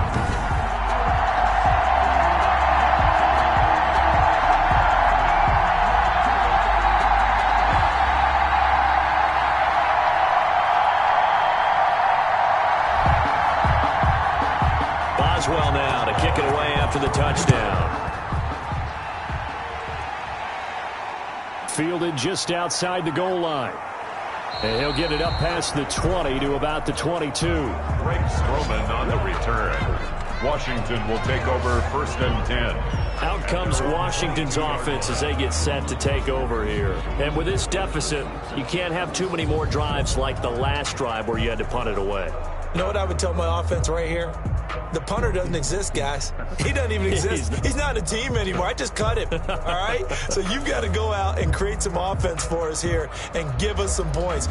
No way does that guy get on the field on this drive. Poor punter. Yeah, it wasn't his fault. But, hey, listen, there's got to be casualties at times. We're trying to win a game. Fitzpatrick on first down. And the Steeler pressure too much here. He's going to go down. T.J. Watt causing the disruption. He gets the sack. And that was just absolute perfect man coverage. Nowhere for them to go with the football. Led to a sack. And that's really difficult to do in today's NFL with all these gazelles running around that you're trying to cover in the secondary.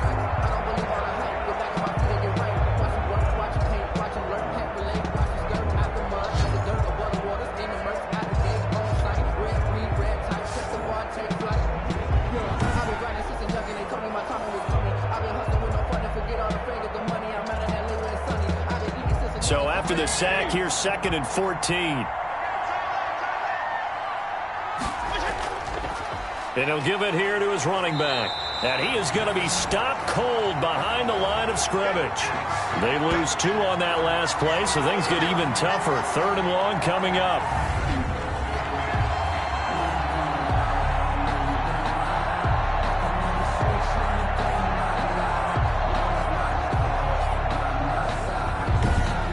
And that is going to do it for this 3rd quarter of action. We'll return with more after this. You're watching the NFL on EA Sports.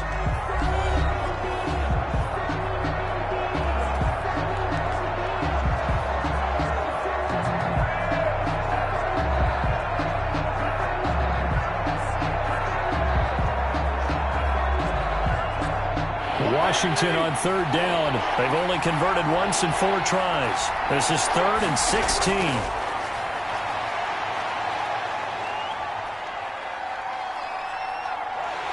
And he's going to be taken down. Sacked back at the 2. Tyson Alualu drops him for a loss of 14 yards, and it also brings up 4th down. Well, they went with the nickel. They throw in an extra defensive back. Coverage was very good. Yeah, it was exactly as you would expect. A passing down, you bring in the nickel package. Just as you described, the coverage was excellent and allowed one of their linemen to end up getting to the quarterback.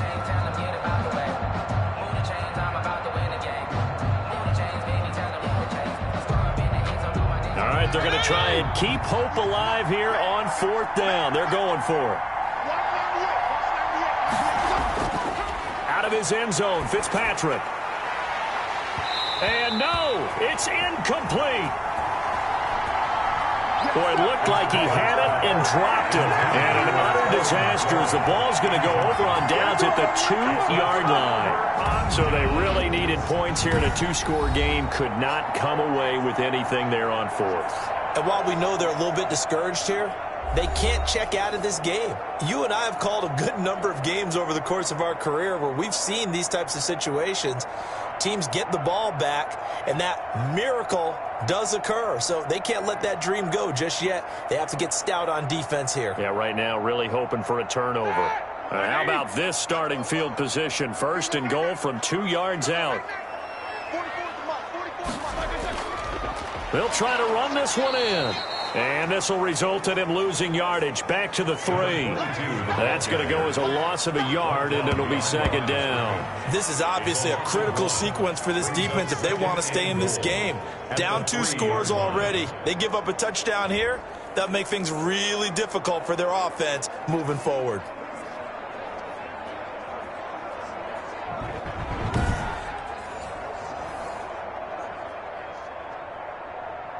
So they're backed up to the 3-yard line, 2nd and goal. Now Roethlisberger got his man. It's caught for a Steelers touchdown. Deontay Johnson on the other end of the throw from Ben Roethlisberger. And the Steelers, they broaden their lead. They were still throwing with a comfortable lead here late, and now that lead even more comfortable. And your first thought is there bad blood that went into this one ahead of time, that maybe they're seeking some revenge or they just don't like them? But the other thing that always hits me is, are they worried about playoff positioning? Right? Are they worried about, do you need enough points in case there's a tiebreaker that comes into play later? He knocks it through. It's 28-7. Well, that drive started with not a whole lot of real estate in front of them.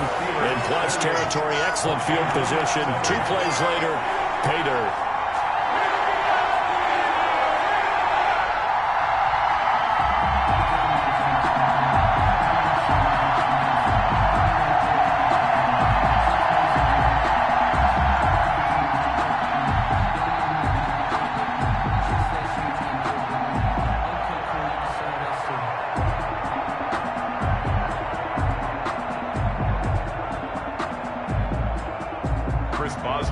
Boswell now to kick it away after the touchdown. Taken in at the 3. And up to about the 26-yard line, just across the 25. Washington takes over 1st and 10. at their own 26-yard line. Look at Washington as they come onto the field. And last time out, went for it on 4th down, turned it over, gave them great field position, turned into 6 points, so they've got to recover here, Charles. It's amazing what one decision can do in the chain of events, right?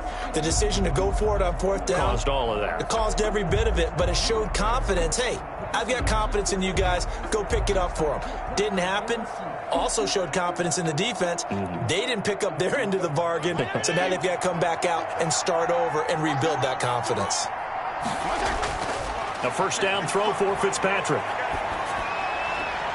Out to the right to Humphries. Give him 10 yards on the pickup, and that'll bring up a second and just about a few inches here. Decent start to the drive, but let's face it, they need a lot of things to go right in a short amount of time down 3 scores. Yeah, they're going to run their 2-minute offense here in this game, but this is for future games. Can they get better and be ready for the next time, hopefully with a chance to win?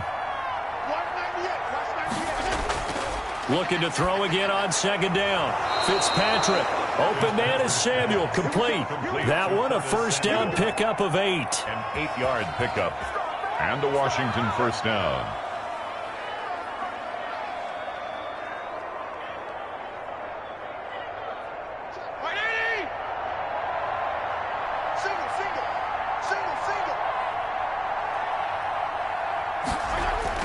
Fitzpatrick.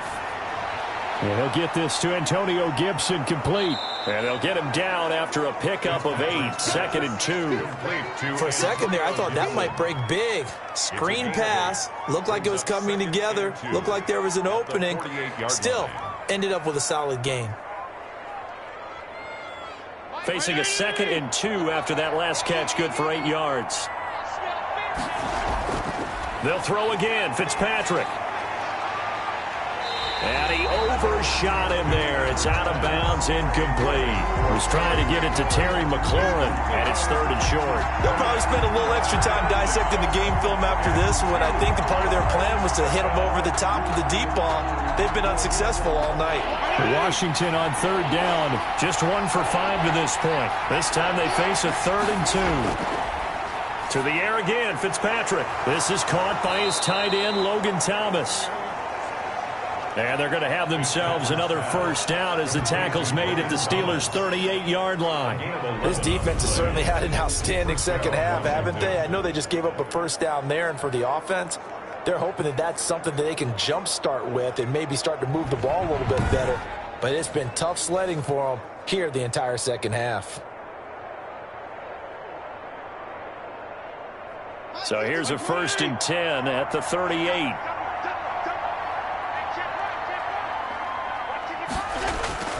Again, it's Fitzpatrick. That's complete to his receiver, McLaurin. And brought down, but not before they're inside the 25.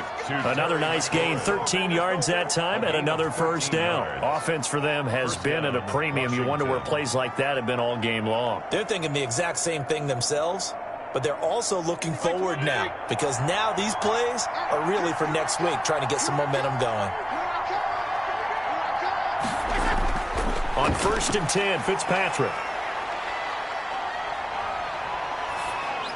Into a double team, and it's intercepted. Joe Hayden, the veteran, with a pick. He's at the 40, the 20, 10, and he brings this one back. It's a pick 6 for a Steeler touchdown. Steelers. That's the story of the game. They've been suffocating all game long on defense. They were suffocating there again in a big way. And they've done it not just by out-athleting them, which is often the case, but by being able to adjust to anything they tried to throw at them and beating them to the punch each and every time. This was a defense that was well prepared.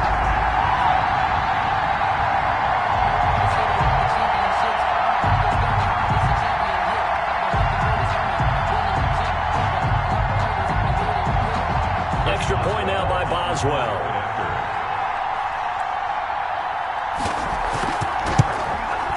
It's up and good, and they're in control now, 35-7. So the defense creating some points, not only getting the interception, but then returning it to the end zone for the pick 6.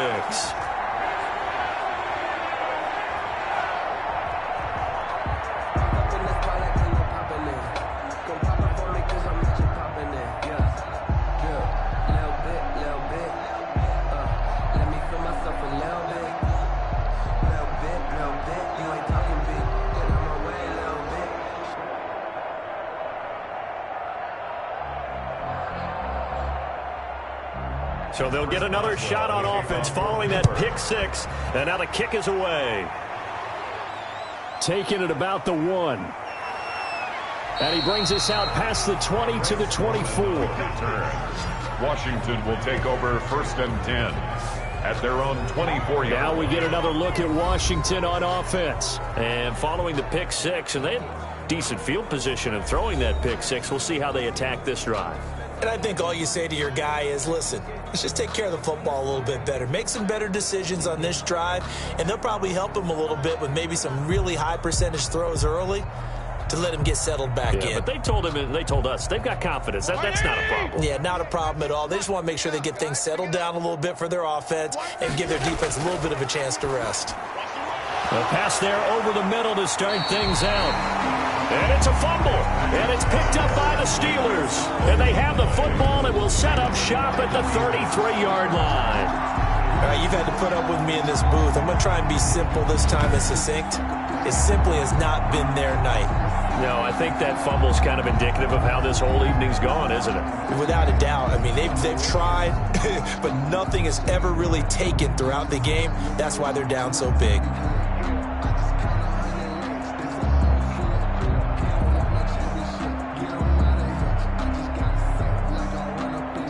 So they'll come up 1st and 10 now from the 33. They'll try and run some clock here as they keep it on the ground. And he'll go down at the 26 following a gain of 6. Just 2 minutes remaining here in the fourth quarter of what has been a one-sided affair.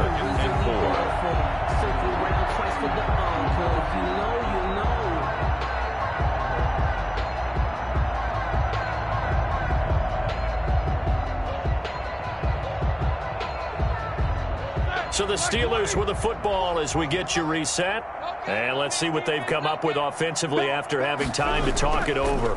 From the shotgun now, here's an inside give. And this won't be enough to pick up the first. A gain of 2, 3rd and 1. It'll be a pickup of just 2, and that is going to set up a 3rd and 1.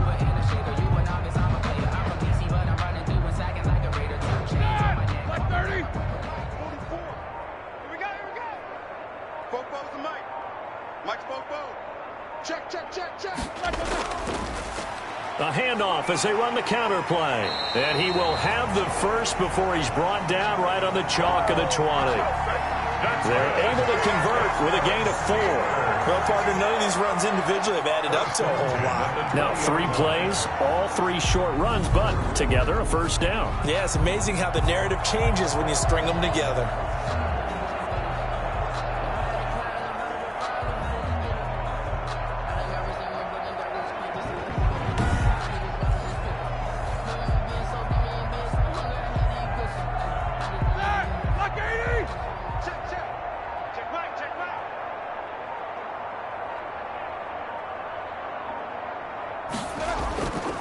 From the shotgun now, here's an inside give. And he'll get this down only to the 18. Just a yard on the pickup there, and it'll bring up a 2nd and 9. You know that old expression, it's not my night? It hasn't been his so far. I don't know if the legs are a little bit heavy. Sometimes having to hang out all day and play doesn't exactly play to your advantage, but it's been a tough go for him. And every time he looks up, somebody's there defensively. That was the same case on that play. So this one in the win column for the Pittsburgh Steelers. And they were buoyed, Charles, by a big second half to put this one on ice. And I know a lot of people watching this one were thinking to themselves, I bet halftime was really interesting. Probably took the paint off the walls with some of the words that were said.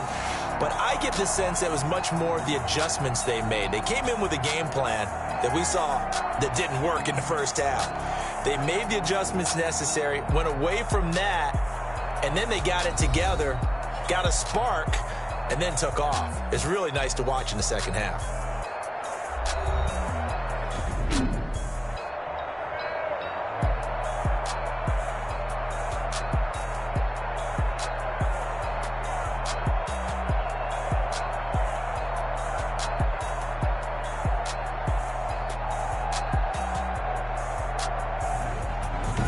So that'll do it for my partner, Charles Davis, and the best darn crew in the industry. I'm Brandon Gaudin. This has been a presentation of the NFL on EA Sports.